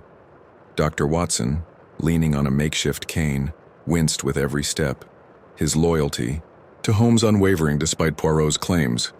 Nancy broke the silence, her voice bright but firm. "We can't just stand here. The host said the spider lives, which means the Brotherhood's still out there. That map we saw in the Nexus, City Hall, the docks, Hollywood, it's a clue. They're planning something big, and I think it's happening soon." Marlowe exhaled smoke, his voice rough. "Kid, you're preaching to the choir, but LA's a big place and we're running on fumes. City Hall's full of crooks, the docks are a smuggler's paradise, and Hollywood's a circus. Where do we start?" Holmes, his tone clipped, replied, "Miss Drew's observation is astute. The Nexus's map highlighted specific locations, suggesting a coordinated operation. City Hall is the most likely target. Power concentrates there, and the Brotherhood thrives on influence. We investigate its records for ties to the Labyrinth Seal. Poirot raised an eyebrow, his voice tinged with skepticism. City Hall, Monsieur Holmes? A bold choice, but your certainty troubles me. After the theater, one wonders if your motives align with ours. The note I found, Holmes cut him off, his eyes flashing. That note was a fabrication, Poirot, and your insistence on it borders on sabotage. If you have evidence, present it, otherwise cease your accusations. Miss Marple's needles paused, her voice soft but piercing. Gentlemen in St. Mary Mead, quarrels over trust only help the guilty. We're all here for the truth, aren't we? Miss Drew's right. We must follow the map. City Hall feels like a place where shadows cast long webs, as the letter said. Clara, hesitant, spoke up. My grandfather's notes mentioned a Brotherhood contact in LA's government, a councilman who funded their rituals in the 20s. If they're still active, City Hall could be their hub. I can cross-reference names from my research. Marlowe snorted, his gun hand twitching. You and your notes, Vance. Every time you pipe up, we end up neck-deep in trouble. If you're playing us, I'll find out. Nancy, stepping between them, said, Mr. Marlowe, Clara's helped us before. We need her knowledge. Let's focus on City Hall and figure out what the Brotherhood's planning. The spider could be a person, not just a metaphor. Watson, rubbing his leg, nodded.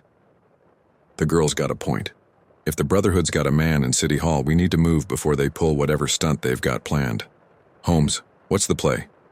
Holmes, his mind racing, said, We infiltrate City Hall tonight when it's quiet. Marlowe, your local contacts can get us access. Miss Drew, your initiative is commendable. Take point on searching records with Miss Vance. Poirot, Miss Marple and I will investigate the building's layout for Brotherhood symbols. Watson, Marlowe, guard our backs. Marlowe, though skeptical, made a call to a fixer named Eddie, who promised to get them into City Hall after hours. As night fell, the detectives piled into a beat-up sedan, the city's lights blurring past, like a fever dream. City Hall loomed downtown, its white tower a beacon of power and corruption. Eddie, a wiry man with shifty eyes, met them at a service entrance, slipping Marlowe a key. Don't get caught, he muttered, vanishing into the shadows. Inside the building was a maze of marble corridors and locked offices, its silence oppressive.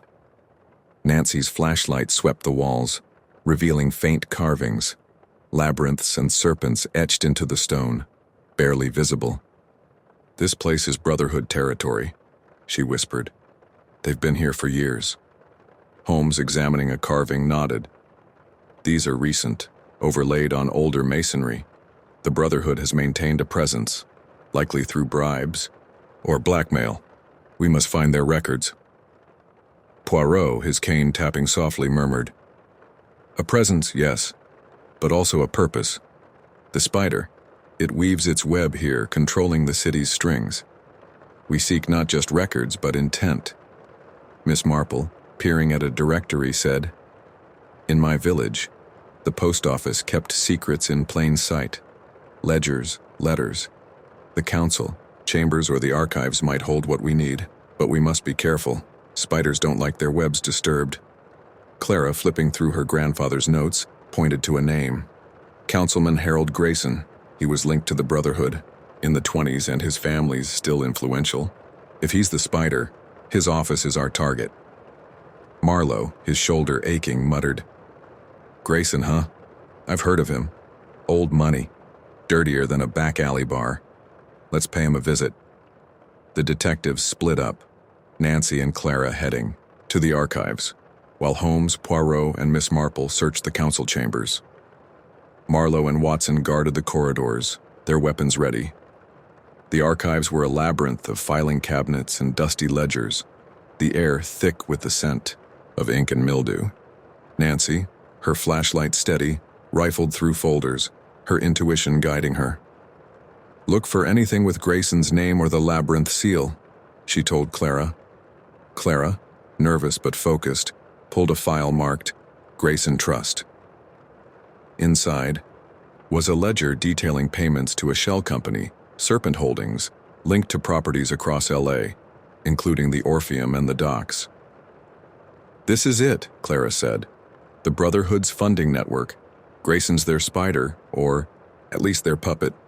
Nancy, scribbling notes, paused. "There's more. A memo about a final rite at the Griffith Observatory scheduled for tomorrow night. It mentions the Nexus's echo, whatever that means." Before they could dig deeper, a shadow moved in the doorway. A man in a tailored suit, his face obscured by a fedora. He held a silenced pistol, its barrel glinting. "You're meddling in things you don't understand," he said, his voice low. "Drop the file and maybe you walk away." Nancy, her heart racing, clutched her flashlight like a weapon. "Who? Are you Grayson?" The man chuckled. "Grayson's a cog, I'm the machine. Last chance, drop it." Clara, trembling, whispered, "Nancy, do what he says." But Nancy, her courage flaring, hurled her flashlight at the man's face, diving for cover. The gun fired, the silencer muffling the shot, but the bullet missed, splintering a cabinet. Clara screamed, and Nancy tackled her behind a desk. "Stay down," she hissed, grabbing a letter opener as a makeshift knife. Upstairs, Holmes, Poirot, and Miss Marple heard the muffled shot and sprinted toward the archives. Marlowe and Watson, alerted by the noise, converged from the corridors. The gunman, recovering, fired again, pinning Nancy and Clara. But Nancy, thinking fast, toppled a filing cabinet, blocking his path. "We need to get to the others," she shouted. Holmes burst in, his lantern blinding the gunman. "Drop the weapon," he commanded, his voice like steel. The man hesitated, then bolted, vanishing into a side corridor. Marlowe gave chase, his wounded shoulder slowing him, but the gunman was gone, swallowed by the building's maze. Watson helped Nancy and Clara up, his revolver still drawn. "You all right, Miss Drew?" Nancy, breathless but unharmed, nodded. "He wanted the Grayson file. It's got everything. Serpent Holdings, the right at the observatory. We've got to stop them." Poirot, examining the scene, frowned. "A professional, non. This was no mere thug. The Brotherhood protects its secrets fiercely." Miss Marple, her eyes sharp, said, "Like Mr. Hargreaves in St. Mary Mead, who hired a man to scare off nosy neighbors. This gunman was sent to silence us, but he failed. The observatory is our next step." Holmes, holding the Grayson file, said. Miss Drew's quick thinking saved the evidence. The Griffith Observatory, perched above the city, fits the Brotherhood's penchant for dramatic settings. The Nexus's echo suggests a secondary relic or ritual. "We move tonight." Marlowe, returning empty-handed, muttered, "That guy was a ghost. But the observatory's a hike and we're walking into their turf. Hope you're ready for a fight." The detectives regrouped outside, the city's lights pulsing like a heartbeat. The Griffith Observatory, a white-domed beacon in the hills, was hours away, and the seventh sunset loomed. Nancy, clutching the file, felt a surge of determination. "We're close," she said. "The Brotherhood's scared, or they wouldn't send gunmen. Let's finish this." At the observatory, the night was clear, the stars a stark contrast to LA's chaos. The building was closed, but a side door stood ajar, a familiar invitation. Inside, the planetarium's dome loomed, its ceiling a canvas of constellations. A pedestal stood at the center, holding a crystalline shard, the Nexus's echo pulsing with labyrinthine light. Around it were 5 figures in hooded robes, chanting in an ancient tongue. Holmes whispered, "The Brotherhood's inner circle. We interrupt their rite, but we must be precise." Poirot, his eyes gleaming, said, "A ritual, yes, but also a trap. The shard is bait, like the orb. We must outwit them." Miss Marple, her voice calm, said, "In St. Mary Mead, rituals hid. Greed. These men want power, not salvation. We must expose them." Nancy, spotting a control panel, whispered, "I can use the planetarium's projector to disrupt their chant. It might give us an edge." Marlowe, his gun ready, nodded. "Do it, kid. I'll cover you." Nancy crept to the panel, her fingers flying over switches. The projector roared to life, casting a blinding star field that shattered the chant. The hooded figures faltered, and Holmes charged, disarming one with a swift strike. Marlowe fired warning shots, scattering the others, while Watson and Poirot blocked the exits. Miss Marple and Clara grabbed the shard, but a robed figure lunged, revealing himself as Councilman Grayson. "You fools!" Grayson snarled. "The Brotherhood is eternal. The shard will resurrect our power." Nancy, thinking fast, smashed the shard against the pedestal, its light fading. Grayson howled, but Holmes subdued him, binding his hands. The other figures fled, but the rite was broken. The host's voice, weary but present, echoed through the planetarium. The echo is gone, the Brotherhood weakened further. But the traitor's lie persists. Unmask them, or the spider spins again. The detectives, panting, faced each other. Poirot's accusation against Holmes resurfaced, but Nancy stepped forward. "I don't think it's Mr. Holmes," she said. "The gunman in City Hall, he hesitated when he saw Clara. I think she's the liar, not a traitor, but hiding something." Clara, pale, collapsed. "I didn't lie, but my grandfather didn't just betray the Brotherhood. He stole their plans, hid them in LA. I've been searching for them, to destroy them. I didn't tell you because I was scared." Marlowe lowered his gun. "Scared or not, you've got some explaining to do." Holmes, his voice cold, said, "Miss Vance, your secrecy endangered us, but the Brotherhood is our enemy, not you.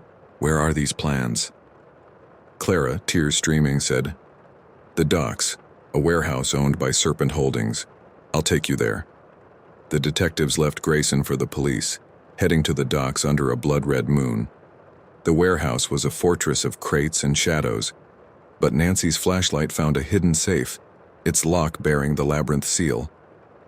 Using the 4 keys, they opened it, revealing a cache of documents, blueprints for a citywide takeover, funded by the Brotherhood's wealth.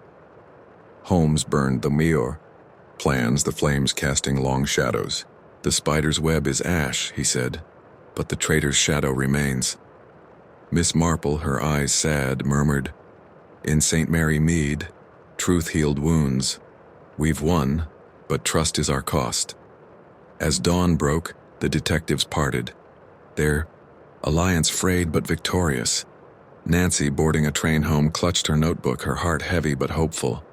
The Brotherhood was crippled, but the traitor's identity, and their next move, lingered like a ghost in the LA haze. This chapter highlights Nancy's quick thinking and courage, grounding the mystery in her youthful perspective while advancing the Brotherhood's defeat. The LA settings, City Hall, the observatory, the docks, maintain the noir vibe, with the planetarium's ritual adding a dramatic climax. The detectives' interplay, Holmes's stoicism, Poirot's suspicion, Miss Marple's wisdom, Marlowe's grit, Nancy's zeal, and Clara's redemption, keeps the narrative dynamic.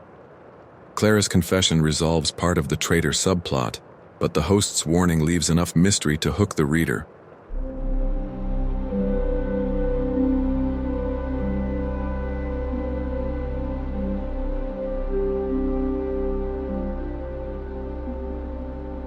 The New York City skyline glittered under a bruised September sky, its towering spires a testament to ambition and secrets. Nancy Drew stood on the deck of a steamer docked at the Hudson River, her auburn hair whipped by the wind, her notebook filled with sketches of labyrinths and serpents. The 4 brass keys in her satchel, each engraved with a symbol of sin, felt like anchors, tethering her to the mystery that had begun at Ravenwood Manor and followed them through London and Los Angeles. The destruction of the Nexus's echo at the Griffith Observatory had crippled the Labyrinth Brotherhood, but Clara Vance's confession that her grandfather had stolen their plans had revealed a deeper web. The host's warning, "The spider spins again," echoed in Nancy's mind, a reminder that the game was far from over. The other detectives gathered nearby, their faces etched with weariness and suspicion. Sherlock Holmes leaned against the railing, his sharp eyes scanning the city's chaos, his mind dissecting the latest letter that had summoned them here. Hercule Poirot, adjusting his mustache, stood with theatrical poise, though his glance at Holmes betrayed lingering doubt from his accusation in LA. Miss Jane Marple, her shawl drawn tight, knitted quietly, her village-honed instincts alert to the undercurrents of distrust. Philip Marlowe, His shoulder still bandaged from the Orpheum's gunshot, lit a cigarette, his cynicism a shield against the group's fractures. Clara Vance, clutching her satchel of research, looked haunted, her partial confession in L.A. both a relief and a burden. Dr. Watson, his leg improving but still reliant on a cane, stood by Holmes, his loyalty unshaken despite the traitor's shadow. The new letter, identical in its labyrinth and serpent seal, had arrived at their respective homes days after the L.A. showdown. Its message was as cryptic as ever. Detectives, the Brotherhood's web is torn, but its heart beats in New York, where power masks deceit. Find the veil, a relic that shrouds their true intent, before the fifth moon, or the world will feel their wrath. The traitor's lie is woven into your clues. Unravel it, or perish. The seal is your guide. The postmark lies. Nancy, flipping through her notebook, broke the silence. The fifth moon's tomorrow night, less than 2 days. Power masks deceit sounds like Wall Street or the United Nations, places where big players hide dirty deals. The veil's another brotherhood, relic like the orb or nexus, and I bet it's tied to those plans we burned at the docks. Marlowe exhaled smoke, his voice rough. Kid, you're not wrong, but New York's a snake pit. Wall Street's got more crooks than a prison yard, and the UN's just a fancy talk shop. My money's on the old money crowd. Fifth Avenue, mansions, private clubs. That's where power plays hide. Holmes, his tone crisp, said, Marlowe's cynicism is useful but imprecise. The Brotherhood's relics are tied to ancient rituals, suggesting a historical site, perhaps the New York Historical Society or a Masonic lodge. The veil implies concealment, a metaphor for their secrecy. We must trace their network's roots in this city. Poirot, tapping his cane, nodded. A veil of deception like the curtains of a stage. In London, they hid in courthouses, in Los Angeles, theaters. Here it may be a bank or a museum where wealth and history intertwine. But this traitor, mes amis, it is a poison. Monsieur. Holmes, your denial in the Orpheum does not erase my suspicions. Holmes's eyes flashed. Your suspicions, Poirot, are a distraction. The note you claimed to find was a plant, and your persistence suggests motives of your own. Focus on the veil, or step aside. Miss Marple's needles clicked softly. In St. Mary Mead, distrust was a thief, stealing our strength. We're here to find the truth, not to tear each other apart. Miss Drew's right. Wall Street or a historical site feels likely. But deceit reminds me of village gossip, hiding betrayal in plain sight. Clara, hesitant, spoke up. My grandfather's notes mentioned a Brotherhood chapter in New York, tied to the Gilded Age. They funded a private club, the Order of the Serpent, on Fifth Avenue. It's still active, disguised as a social club, but it's got labyrinth symbols in its architecture. The veil could be there. Marlowe snorted. Here we go again, Vance. Your grandpa's notes are like a bad penny, always turning up. If this club's a trap, you're answering for it. Nancy, stepping in, said, Mr. Marlowe, Clara's been right before. The Order of the Serpent fits the clue. Power, deceit, and history. We should check it out, but we need a plan. New York's, not L.A. We can't just barge in. Watson, rubbing his leg, grumbled, Plan or no plan, we're on a clock. That world will feel their wrath bit sounds like a global play. Sabotage, maybe, or worse. Holmes, what's our move? Holmes, his mind racing, said, The Order of the Serpent is our target. Marlowe, your contacts can verify its location and access. Miss Drew, your initiative is key. Coordinate with Miss Vance to cross-reference her notes. Poirot, Miss Marple, and I will analyze the club's historical ties. Watson, Marlowe, secure our perimeter. We move tonight. Marlowe, skeptical but compliant, made calls to a New York fixer named Sal, who confirmed the order's address, a discreet mansion on Fifth Avenue, and promised a way in after dark. As night fell, the detectives piled into a black sedan, the city's lights a dazzling contrast to its underbelly. Fifth Avenue was a parade of wealth, its mansions glowing like fortresses. The Order of the Serpent's headquarters was a neo-Gothic pile, its facade adorned with serpentine carvings that made Clara shiver. This is it, she whispered. The Brotherhood's heart.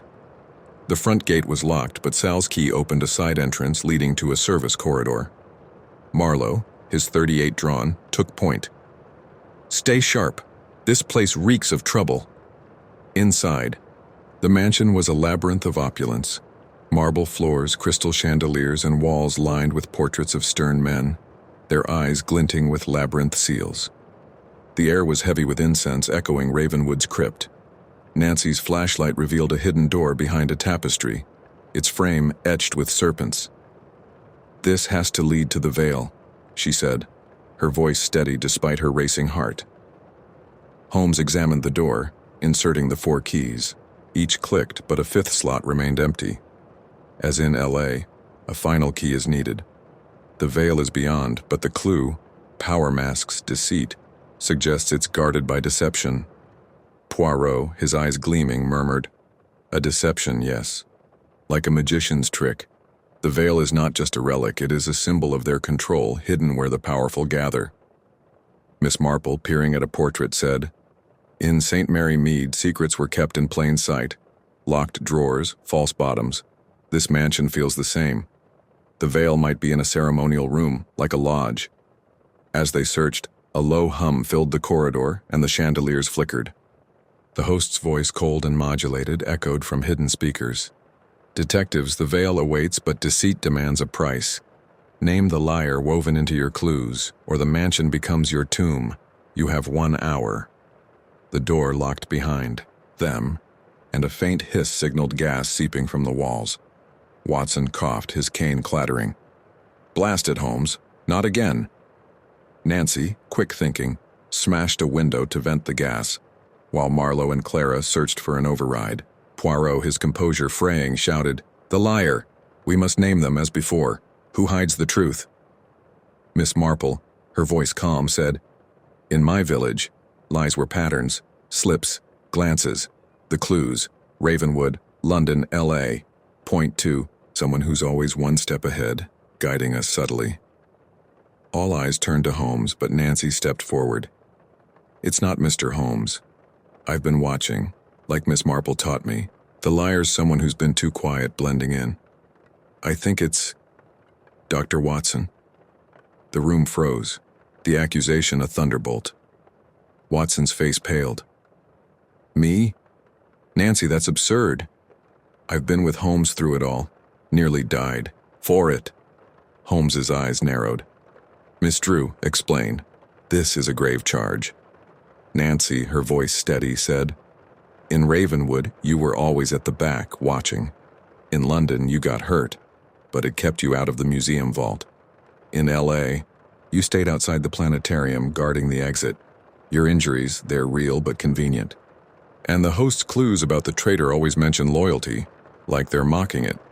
I found a note in your bag, Dr. Watson, when we were on the steamer. It had the labyrinth seal and said, 'Steer them to the veil and your debt is cleared.'" Watson's hand trembled. "That's not mine. Someone planted it, Poirot maybe, to shift blame." Poirot bristled. "Moi?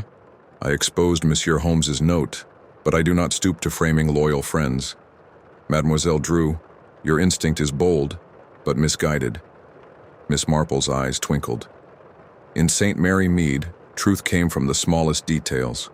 Dr. Watson, your loyalty is clear, but secrets can hide even in good hearts. Show us the note." Watson, sweating, pulled a crumpled paper from his coat. It matched Nancy's description, its seal glinting. "I swear, Holmes, I don't know how this got here. I'm no traitor." Holmes, his face unreadable, took the note. "Planted or not, it's evidence. We proceed to the veil, but Watson, you're under scrutiny." The hidden door clicked open, revealing a spiral staircase descending into darkness. Nancy's flashlight illuminated carvings of labyrinths and serpents, a mirror of Ravenwood's crypt.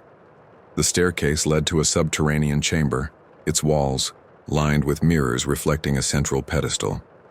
On it sat the veil, a translucent crystal draped in silk, pulsing with labyrinthine light. Around it were 5 slots, each shaped for a key. Holmes approached, his eyes wary. "The veil as promised. But the 5th key is missing, and the host demands a liar's name." Marlowe, his shoulder throbbing, muttered, "Here we go again." Smash the damn thing and let's get out. Clara, studying the mirrors, gasped. There's writing in the reflections. Reversed like in LA, it says, "The liar's truth is their silence. Name them and the veil is yours." Poirot, his voice grave, said, "Silence, yes. Monsieur Watson, your protests are loud, but your actions, always in the shadow of Holmes, speak of concealment." Watson, his voice breaking, said, "I'm no liar. Holmes, you know me." Nancy, her intuition flaring, pointed to Clara. "It's not Dr. Watson. Clara, you've been silent about one thing, your grandfather's plans. You said you wanted to destroy them, but what if you kept one back? Something about the veil." Clara's face crumpled. I niszczyłem wszystkie plany, ale znalazłem dziennik mojego dziadka w magazynie. Wspominał o Veil jako kluczu do odrodzenia bractwa. Nie powiedziałam wam, bo bałam się, że mnie obwinicie. Marlowe's gun. Rose, speak English, Vance, and start talking. You holding out on us? Clara, tears streaming, said, "I destroyed all the plans, but I found my grandfather's journal in the warehouse.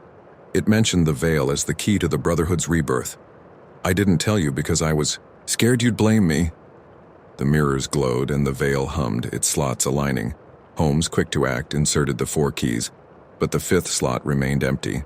Nancy, spotting a glint in a mirror, smashed it, revealing a hidden compartment. Inside was the 5th key, engraved with a serpent and a veil. She inserted it, unlocking the veil. The crystal flared, projecting a vision, a global map with red lines marking cities: New York, London, Tokyo, Cairo. The host's voice boomed. The veil reveals the Brotherhood's reach. Destroy it and their heart stops. Spare it and they reign. Choose, but the liar's shadow grows. Holmes, his voice cold, said, "Destroy it. The Brotherhood ends now." Nancy, inspired by LA, grabbed a heavy candelabrum and smashed the veil, its shards scattering. The chamber shook, but no traps sprang. The mirrors darkened, and the host's voice whispered, "The heart is broken, but the spider's venom lingers. Leave and beware the liar's truth." The detectives emerged into the mansion, the air heavy with Clara's confession. Watson, vindicated but shaken, clutched the note. "Holmes, I swear I'm clean. Someone's framing me." Poirot, his eyes narrowing, said, "Perhaps, Monsieur Watson, but Mademoiselle Vance's silence is a pattern. Is she the spider, or merely its prey?" Miss Marple, her voice sad, said, "In St. Mary Mead, truth healed but also hurt. Clara, your fear endangered us, but your honesty saves you. For now." Clara, sobbing, vowed to share everything. The detectives, their alliance fraying, left the mansion, the city's lights pulsing like a warning. The Brotherhood's global reach was exposed, but the traitor's identity remained elusive. Nancy, boarding a train to River Heights, clutched, her notebook, her heart heavy with the cost of truth. As the train pulled away, Miss Marple murmured, "Like a village secret, unraveled but not resolved. The spider spins and we must watch."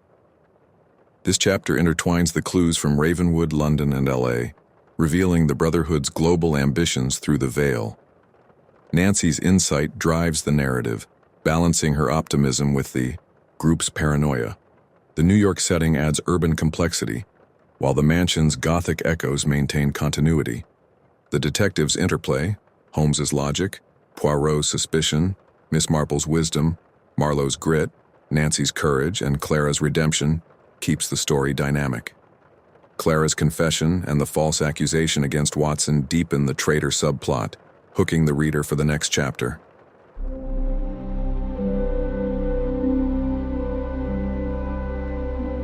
The Cairo sun blazed like a furnace, its heat rippling across the sands that stretched beyond the city's ancient sprawl. The Nile glittered nearby, a lifeline amid the desert's relentless embrace. Nancy Drew stood at the edge of the Khan el-Khalili Bazaar, her auburn hair tucked under a scarf to shield it from the dust, her notebook clutched tightly. The 4 brass keys in her satchel, symbols of pride, greed, wrath, and envy, felt like relics of a war not yet won. The destruction of the Veil in New York had exposed the Labyrinth Brotherhood's global reach, but Clara Vance's confession about her grandfather's journal had deepened the group's distrust. The host's warning, "The spider's venom lingers," echoed in Nancy's mind, a reminder that the game was racing toward its endgame. The other detectives gathered around her, their faces etched with fatigue and suspicion. Sherlock Holmes stood, apart, his lean frame silhouetted against a minaret, his sharp eyes scanning the bazaar's chaos for threats. Hercule Poirot, adjusting his mustache despite the heat, maintained a facade of elegance, though his glance at Holmes and Watson betrayed lingering doubt. Miss Jane Marple, her shawl replaced with a light cotton wrap, held her knitting, her village honed, instincts alert to the undercurrents of deceit. Philip Marlowe, his shoulder scar itching under a linen shirt, lit a cigarette, his cynicism sharpened by the desert's harshness. Clara Vance, clutching her satchel of research, looked haunted, her partial confession in New York a fragile bridge to redemption. Dr. Watson, his leg nearly healed but still reliant on a cane, stood by Holmes, his loyalty tested by Nancy's accusation and the planted note. A new letter, bearing the labyrinth and serpent seal, had arrived at their hotels in New York the day after the Veil's destruction. Its message was urgent and ominous. Detectives, the Brotherhood's heart is wounded, but its mind endures in Cairo, where history buries truth. Find the crown, the relic that commands their will, before the third sunrise, or the world will kneel. The traitor's lie is the final key. Name them, or be consumed. The seal is your truth. The postmark deceives. Nancy, flipping through her notebook, spoke first, her voice steady despite the heat. The third sunrise is tomorrow morning. History buries truth points to the pyramids, the Sphinx, or maybe a museum. The crown's the last relic, tying everything together. Ravenwood, London, LA, New York, and the traitor. We can't ignore that note in Dr. Watson's bag, but I'm not sure it's him. Marlowe exhaled smoke, his eyes narrowing. Kid, you're still playing detective, but Cairo's no place for games. The pyramids are a tourist trap, but the Brotherhood loves old stones. My bet's on the Egyptian Museum, full of relics and secrets. As for the traitor, I'm watching everyone, especially Vance. Her oops, I forgot the Journal Act in New York stinks. Holmes, his tone crisp, said, Marlowe's instincts are sound, but his focus is narrow. The Brotherhood's relics are tied to ancient rites, Sumerian, Minoan, Egyptian. The Egyptian Museum is a likely candidate, but so is Saqqara, where necropolises hide labyrinthine tombs. The crown, as a symbol of command, suggests a ritual site. The traitor's lie, however, is our immediate concern. Miss Drew, your accusation against Watson was bold, but unsubstantiated. Clarify your reasoning. Nancy, unfazed, met Holmes's gaze. In LA, I found the note in Dr. Watson's bag. Steer them to the Veil. It was too convenient, like someone wanted us to doubt him. But in New York, Clara's silence about the journal felt deliberate, like she's hiding more. I don't think Dr. Watson's the traitor, but someone's using him to distract us. Poirot, tapping his cane, nodded. Mademoiselle Drew, your intuition is formidable. The note, it is a plant, yes, but by whom? Monsieur Holmes, your silence on the matter is curious. In Los Angeles, I suspected you, but perhaps the traitor is closer, no? Mademoiselle Vance, your confessions come always at the 11th hour. Clara, flushing, snapped, I've told you everything. My grandfather's journal was all I hid, and I explained why I was scared. I'm not the traitor. Miss Marple's knitting paused, her voice soft but piercing.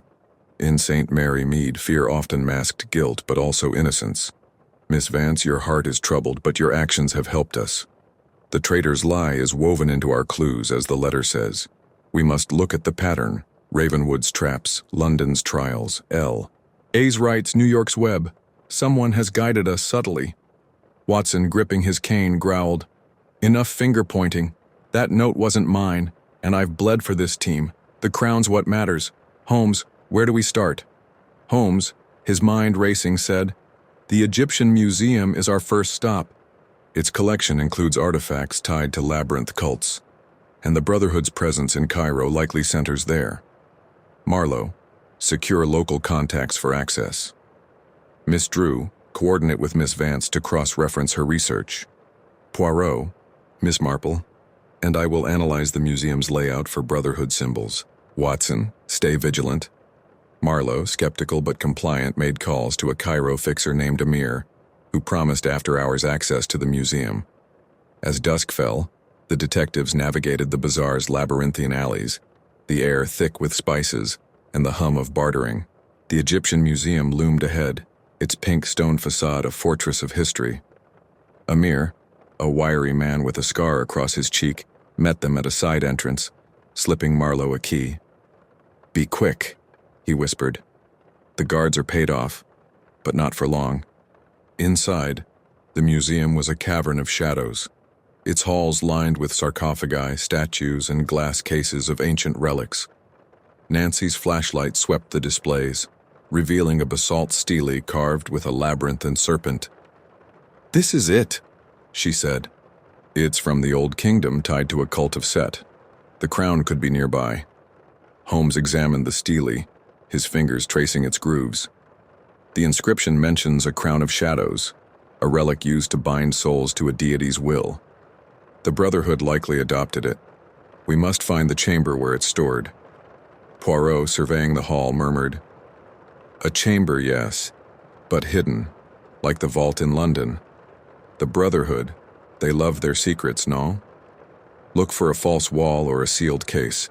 Miss Marple, peering at a statue of Anubis, said, "In St. Mary Mead, the church hid relics in plain sight, under altars, behind panels. This museum feels the same. The crown might be in a restricted area, like a curator's vault." Clara, flipping through her grandfather's journal, pointed to a sketch. "There's a sublevel here sealed since the 1920s. It was used by a secret society, maybe the Brotherhood. The entrance is behind a false sarcophagus." Marlowe snorted. "Your grandpa's journal's like a magic 8-ball. Always got an answer. Lead the way, Vance, but I'm watching you." The detectives followed Clara to a dimly lit gallery, where a massive sarcophagus stood against a wall. Nancy, her intuition flaring, spotted a hidden catch. "Here," she said, pressing it. The sarcophagus slid aside, revealing a stone staircase descending into darkness. The air was stale, heavy with the scent of dust and decay. Holmes led the way, his lantern casting stark beams. "Stay close. The Brotherhood's traps are predictable but deadly." The staircase spiraled into a subterranean chamber, its walls carved with labyrinths and serpents. At its center stood a pedestal, holding the crown, a circlet of black obsidian, its surface pulsing with labyrinthine patterns. Around it were 5 slots, each shaped for a key. But as Holmes approached, a low hum filled the chamber, and the walls began to shift, forming a labyrinth of stone. The host's voice, cold and modulated, echoed. "Detectives, the crown is yours, but the traitor's lie is the final key. Name them or the labyrinth consumes you. You have 1 hour." Watson, his cane clattering, coughed as dust fell. "Holmes, this is another trap. We can't keep playing their game." Nancy, her flashlight sweeping the walls, shouted, "The labyrinth's moving, but there's a pattern, like in Ravenwood. We need to find the path to the crown." Marlowe, his .38 drawn, muttered, "Great. Another maze, another chance to die. Anybody want to name the traitor, or do we just start shooting?" Miss Marple, her voice calm, said, "In St. Mary Mead, truth came from watching the quiet ones. The traitor's lie is in the clues. Every relic, every trap has been a step toward this moment. Someone has known more than they've said." Poirot, his eyes gleaming, pointed to Holmes. "Monsieur Holmes, your logic has guided us, but too perfectly. The note in Los Angeles, the one in New York, they point to you or to someone protecting you. Speak, or I name you the liar." Holmes's face was stone. "Your obsession blinds you, Poirot. My actions have been for the truth. If you have evidence, present it." Nancy, her intuition flaring, stepped forward. "It's not Mr. Holmes. I've been wrong before, but the clues, the keys, the relics, they're too personal. Clara, your grandfather's journal mentioned the crown, didn't it? What else did it say?" Clara, trembling, clutched her satchel. I didn't tell you everything. The journal said the crown was the Brotherhood's final relic, but also a test. The mastermind, their leader, is alive, here in Cairo. I didn't say anything, because I was scared they'd kill me. Marlowe's gun rose. Scared, huh? That's your excuse every time, Vance. Spill it or I'll make you. Clara, tears streaming, said, The mastermind's name is in the journal, Amir al-Sayed, a descendant of the Brotherhood's founder. He's been orchestrating everything, the letters, the traps, the relics. He's here, in this museum. The labyrinth's walls froze and the crown hummed, its slots glowing. The host's voice, now distinct, no longer modulated, boomed. The liar's truth is revealed, but the mastermind stands before you. Detectives, I am Amir al-Sayed, and the Brotherhood's will is mine. A panel in the wall slid open, revealing a man in a tailored robe, his face sharp and ageless, his eyes glinting with fanaticism. Amir held a staff topped with a labyrinth seal, its tip glowing. You've destroyed my relics, but the crown is eternal. Name the traitor, and I may spare you. Holmes, his voice like steel, said, Your game ends here, al-Sayed. The traitor is a fiction, a ploy to divide us. Your letters, your traps, they've failed. Amir laughed, a chilling sound. No fiction, Holmes.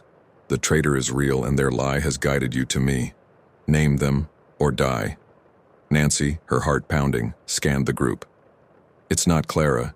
She's too scared to lie this well. Dr. Watson's been framed. Mr. Holmes, Mr. Poirot, Miss Marple, Mr. Marlowe, you've all risked too much. But there's one person who's been too perfect, too helpful. She turned to Poirot. Mr. Poirot, you accused Mr. Holmes, found the note in L.A., pushed us to doubt each other. Your grazes, your theatrics, their distractions. The journal mentioned a Belgian shadow in the Brotherhood's ranks. That's you. Poirot's face darkened. Mademoiselle Drew, this is an outrage. Hercule Poirot, a traitor. I have fought for truth, risked my life.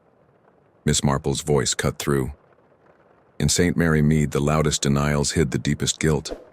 Monsieur Poirot, your note against Holmes was too convenient. Show us your letter, the one that summoned you. Poirot, sweating, produced his letter. It matched the others, but the seal was slightly off, a forgery. Holmes seized it, his eyes blazing. A counterfeit. Poirot, you've played us from the start. Amir clapped slowly. Well done, detectives. Poirot, my shadow has served me well, but his role is done. The crown is mine, and the Brotherhood rises.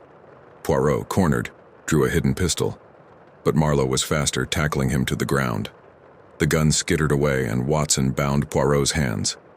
Nancy, trembling, grabbed the crown, but Amir raised his staff, triggering the labyrinth's walls to close. Holmes shouted, Miss Drew, the keys, use them. Nancy inserted the 4 keys into the crown slots, but the 5th was missing. Clara, desperate, smashed a mirror, revealing a hidden key engraved with a serpent and a crown. Nancy inserted it, unlocking the crown. It flared, projecting. A vision. A global network of Brotherhood cells, their leaders named. Amir roared, No! He lunged, but Marlowe shot his staff, shattering it.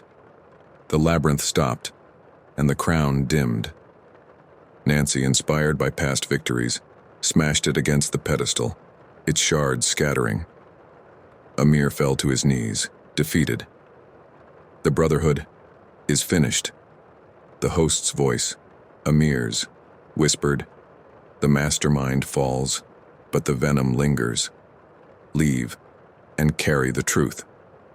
The detectives, dragging Poirot, emerged into the museum, the dawn breaking over Cairo. Poirot, silent, was handed to local authorities, his betrayal a wound. Clara, redeemed, vowed to publish her grandfather's journal, exposing the Brotherhood's history. The detectives, their alliance scarred but triumphant, parted ways. Miss Marple, boarding a steamer home, murmured, Like a village secret, uncovered at last, but truth cuts deep. Nancy, clutching her notebook, felt the weight of victory and loss. The Brotherhood was broken, but Poirot's betrayal lingered, a shadow on their triumph. This chapter unveils Amir al-Sayed as the mastermind and Poirot as the traitor, a shocking twist that resolves the liar subplot while leaving the Brotherhood's lingering threat open. Cairo's ancient setting ties the relics to their origins, and the museum's labyrinth echoes Ravenwood's traps. The detectives' interplay, Holmes's logic, Poirot's duplicity, Miss Marple's wisdom, Marlowe's grit, Nancy's courage, and Clara's redemption, drives the narrative. The crown's destruction marks a victory, but the host's final warning hooks the reader for the finale.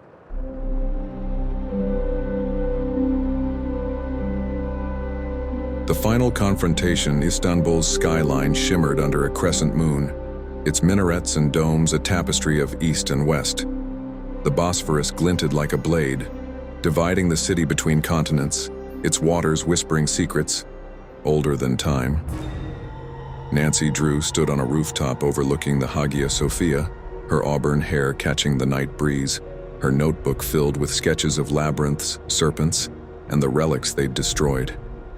The 4 brass keys in her satchel, symbols of pride, greed, wrath, and envy, were all that remained of the Labyrinth Brotherhood's relics, their weight a reminder of the battles fought in Ravenwood Manor, London, Los Angeles, New York, and Cairo. The destruction of the crown in Cairo had shattered the Brotherhood's heart, and Hercule Poirot's betrayal as their Belgian shadow had left a scar on the group.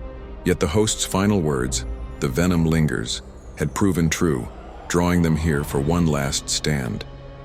The other detectives gathered around her, their faces etched with determination and weariness.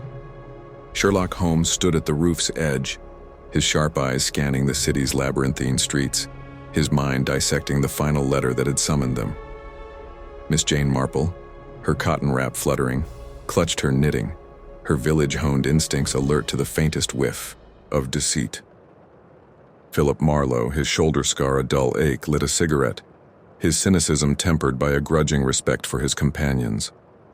Clara Vance, clutching her satchel of research, stood taller, her redemption in Cairo giving her new resolve. Dr. Watson, his leg nearly healed, leaned on a cane, his loyalty to Holmes unwavering despite the shadows of doubt cast by Poirot's treachery. The letter bearing the labyrinth and serpent seal had arrived at their hotels in Cairo hours after Amir al-Sayed's defeat.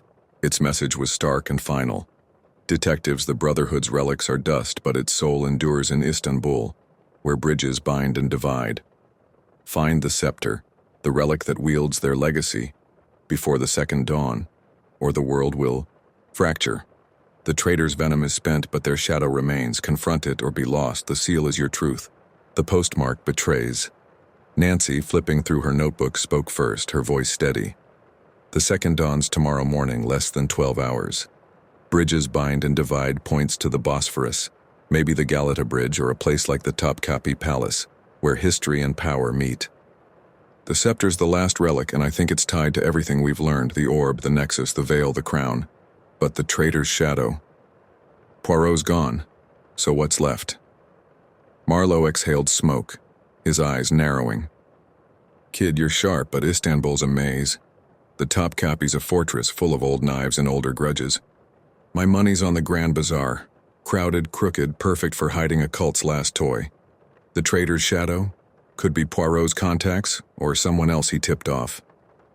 Holmes, his tone crisp, said, Marlowe's instincts are useful, but the scepter's significance demands a site of historical weight. The Hagia Sophia, or the Basilica Cistern, with their labyrinthine designs, fit the Brotherhood's aesthetic. The bridges metaphor suggests a liminal space between continents, faiths, or eras. The traitor's shadow likely refers to Poirot's lingering influence, perhaps a subordinate he groomed. Miss Marple's needles clicked softly. In St. Mary Mead, bridges were where secrets crossed, gossip over tea, letters passed in the dark. Istanbul feels like that, a village of millions. The scepter might be in a place of worship or memory, like a mosque or a crypt. The traitor's shadow worries me. It's not just Poirot, but what he left behind. Clara, her voice stronger, said, My grandfather's journal mentioned Istanbul as the Brotherhood's ancient seat before they spread to Sumer and Egypt. They revered the Basilica Cistern as a mirror of truth, using it for rituals. The scepter could be there, hidden in its waters. Marlowe snorted. Vance, your grandpa's journal's the gift that keeps on giving. If this cistern's A trap you're gonna wish you stayed in Cairo. Nancy, stepping in, said, Mr. Marlowe, Clara's been right before. The basilica cistern fits underground, watery like a bridge between worlds. We should check it out, but we need a plan. Istanbul's not Cairo. We can't just walk in. Watson, rubbing his leg, nodded. The girl's got a point. The world will fracture sounds like a big play. Terrorism, maybe, or a power grab. Holmes, what's our move? Holmes, his mind racing, said, The basilica cistern is our target. Marlowe, secure local contacts for access. Miss Drew, coordinate with Miss Vance to pinpoint the scepter's likely location. Miss Marple and I will analyze the cistern's historical ties to the Brotherhood. Watson, Marlowe, guard our flanks. We move now. Marlowe, grumbling, called a local fixer named Yusuf, who promised to get them into the cistern after hours. As midnight approached, the detectives navigated Istanbul's winding streets, the air thick with the scent of salt and spice. The basilica cistern loomed beneath the city, its entrance a nondescript stone door near the Hagia Sophia. Yusuf, a grizzled man with a limp, handed Marlowe a key. Don't linger, he warned. The shadows here don't sleep. Inside the cistern was a subterranean cathedral, its vaulted ceiling supported by hundreds of columns rising from shallow water. The air was cool, heavy with the drip of water and the echo of their footsteps. Nancy's flashlight illuminated the columns, revealing carvings of labyrinths and serpents etched into the stone. This is it, she whispered. The Brotherhood's been here. Holmes, his lantern casting ripples, said, The carvings are Byzantine overlaid with older motifs, Sumerian perhaps. The scepter is likely hidden in a central column or a sealed chamber. Stay alert for traps. Miss Marple, peering at a column shaped like Medusa's head, murmured, In St. Mary Mead, the church hid secrets in plain sight, false stones, hidden niches. This cistern feels the same. The scepter might be under the water, like a baptism of truth. Clara, flipping through her journal, pointed to a sketch. The journal says the scepter was placed in a column of reflection where light and water meet. That could be the Medusa column. It's famous for its mirrored effect. Marlowe, his .38 drawn, muttered, Great. We're wading into a snake pit for a stick. Lead the way, Vance. The detectives approached the Medusa column, its inverted head staring from the water. Nancy, her intuition flaring, spotted a hidden panel at its base, submerged but etched with a labyrinth. Here, she said, pressing it. The panel clicked, and a stone slid aside, revealing a brass cylinder identical to those in Ravenwood and Cairo. Inside was the scepter, a rod of obsidian and gold, its tip a serpent coiled around a labyrinth. Holmes reached for it, but a low hum filled the cistern, and the water began to rise, columns shifting to form a labyrinth. The host's voice, Amir al-Sayed's now raw with desperation, echoed, Detectives, the scepter is mine, but the traitor's shadow demands a name. Speak it or drown. You have 1 hour. Watson, his cane slipping, cursed. Holmes, this is another bloody trap. The water's rising fast. Nancy, her flashlight sweeping the walls, shouted, The labyrinth's closing us in, but there's a pattern. Like in Cairo, we need to find the path to the exit. Marlowe, wading through knee-deep water, growled, Name the damn shadow, or we're fish food. Poirot's locked up, so who's left? Miss Marple, her voice calm despite the rising water, said, In St. Mary Mead, shadows were cast by those closest to us. The traitor's shadow isn't Poirot, it's his legacy, someone he trained or influenced. We've missed a clue woven through every relic. Clara, clutching the scepter, gasped. The journal, it mentioned a second shadow, a disciple, of the Belgian who joined the Brotherhood in Istanbul. It's not one of us, it's someone here now. Holmes, his eyes blazing, said, Astute, Miss Vance. The shadow is al-Sayed's ally, hidden among his ranks. We must confront him directly. As the water reached their waists, a figure emerged from a shadowed column. Yusuf, the fixer, his limp gone, his face twisted with fanaticism. He held a curved dagger, its hilt bearing the labyrinth seal. You've come far, detectives, he said, but the scepter is the Brotherhood's soul. Poirot was my mentor, my bridge to Amir. Name me. and I may let you live." Nancy, her heart pounding, shouted, "You're the shadow. Yusuf Poirot's disciple working with Al-Sayed to finish the game." The cistern's walls froze, and the scepter hummed, its slots glowing. Yusuf laughed, lunging for the relic, but Marlowe tackled him, the dagger clattering into the water. Watson, despite his leg, helped restrain Yusuf, binding his hands with his belt. Holmes grabbed the scepter, inserting the 4 keys into its slots. Miss Drew, the 5th key, find it. Nancy, wading to a nearby column, spotted a glint in the water, a key engraved with a serpent and a scepter. She retrieved it, tossing it to Holmes, who inserted it, unlocking the scepter. It flared, projecting a vision, a list of Brotherhood agents worldwide, their plans for global chaos. Amir's voice, now a scream, echoed. "No, the scepter is our legacy." Holmes, his voice cold, said, "Your legacy ends here." He handed the scepter to Nancy. "Miss Drew, you've earned this." Nancy, inspired by their victories, smashed the scepter against the column, its shards sinking into the water. The cistern shook, the labyrinth opening, and the water began to recede. Yusuf howled, but Marlowe silenced him with a punch. Amir's voice, fading, whispered, "The Brotherhood is dust, but shadows endure." The detectives, dragging Yusuf, emerged into Istanbul's dawn, the city waking around them. Yusuf was handed to local authorities, his confession exposing the Brotherhood's final cells. Clara, her redemption complete, vowed to publish her grandfather's journal, ensuring the Brotherhood's crimes were never forgotten. The detectives, their alliance battered but triumphant, gathered one last time. Holmes, his eyes distant, said, "The game is won, but truth is a heavy burden. We've unmasked the shadows, but vigilance remains." Miss Marple, her knitting finished, murmured, "In St. Mary Mead, victory healed, but scars lingered. We've done well, but shadows cast long webs." Marlowe, lighting a cigarette, grunted, "Long as I don't have to chase any more cults, I'm calling it a win." "You're all right, kid," he added, nodding to Nancy. Nancy, clutching her notebook, smiled. "We did it together, but I'll keep watching, just in case." As they parted, the Bosphorus gleamed, its bridges binding the city's halves. The Brotherhood was broken, its relics destroyed, its mastermind and shadows exposed. Yet the faintest whisper of the host's voice lingered, in their minds a shadow of doubt. What lies beyond the seal? This chapter delivers a thrilling conclusion, with the Basilica Cistern's labyrinthine showdown tying together the relics, traps, and traitor subplots from Ravenwood to Istanbul. Nancy's leadership shines, uniting the detectives, Holmes's logic, Miss Marple's wisdom, Marlowe's grit, Watson's loyalty, and Clara's redemption in a final victory.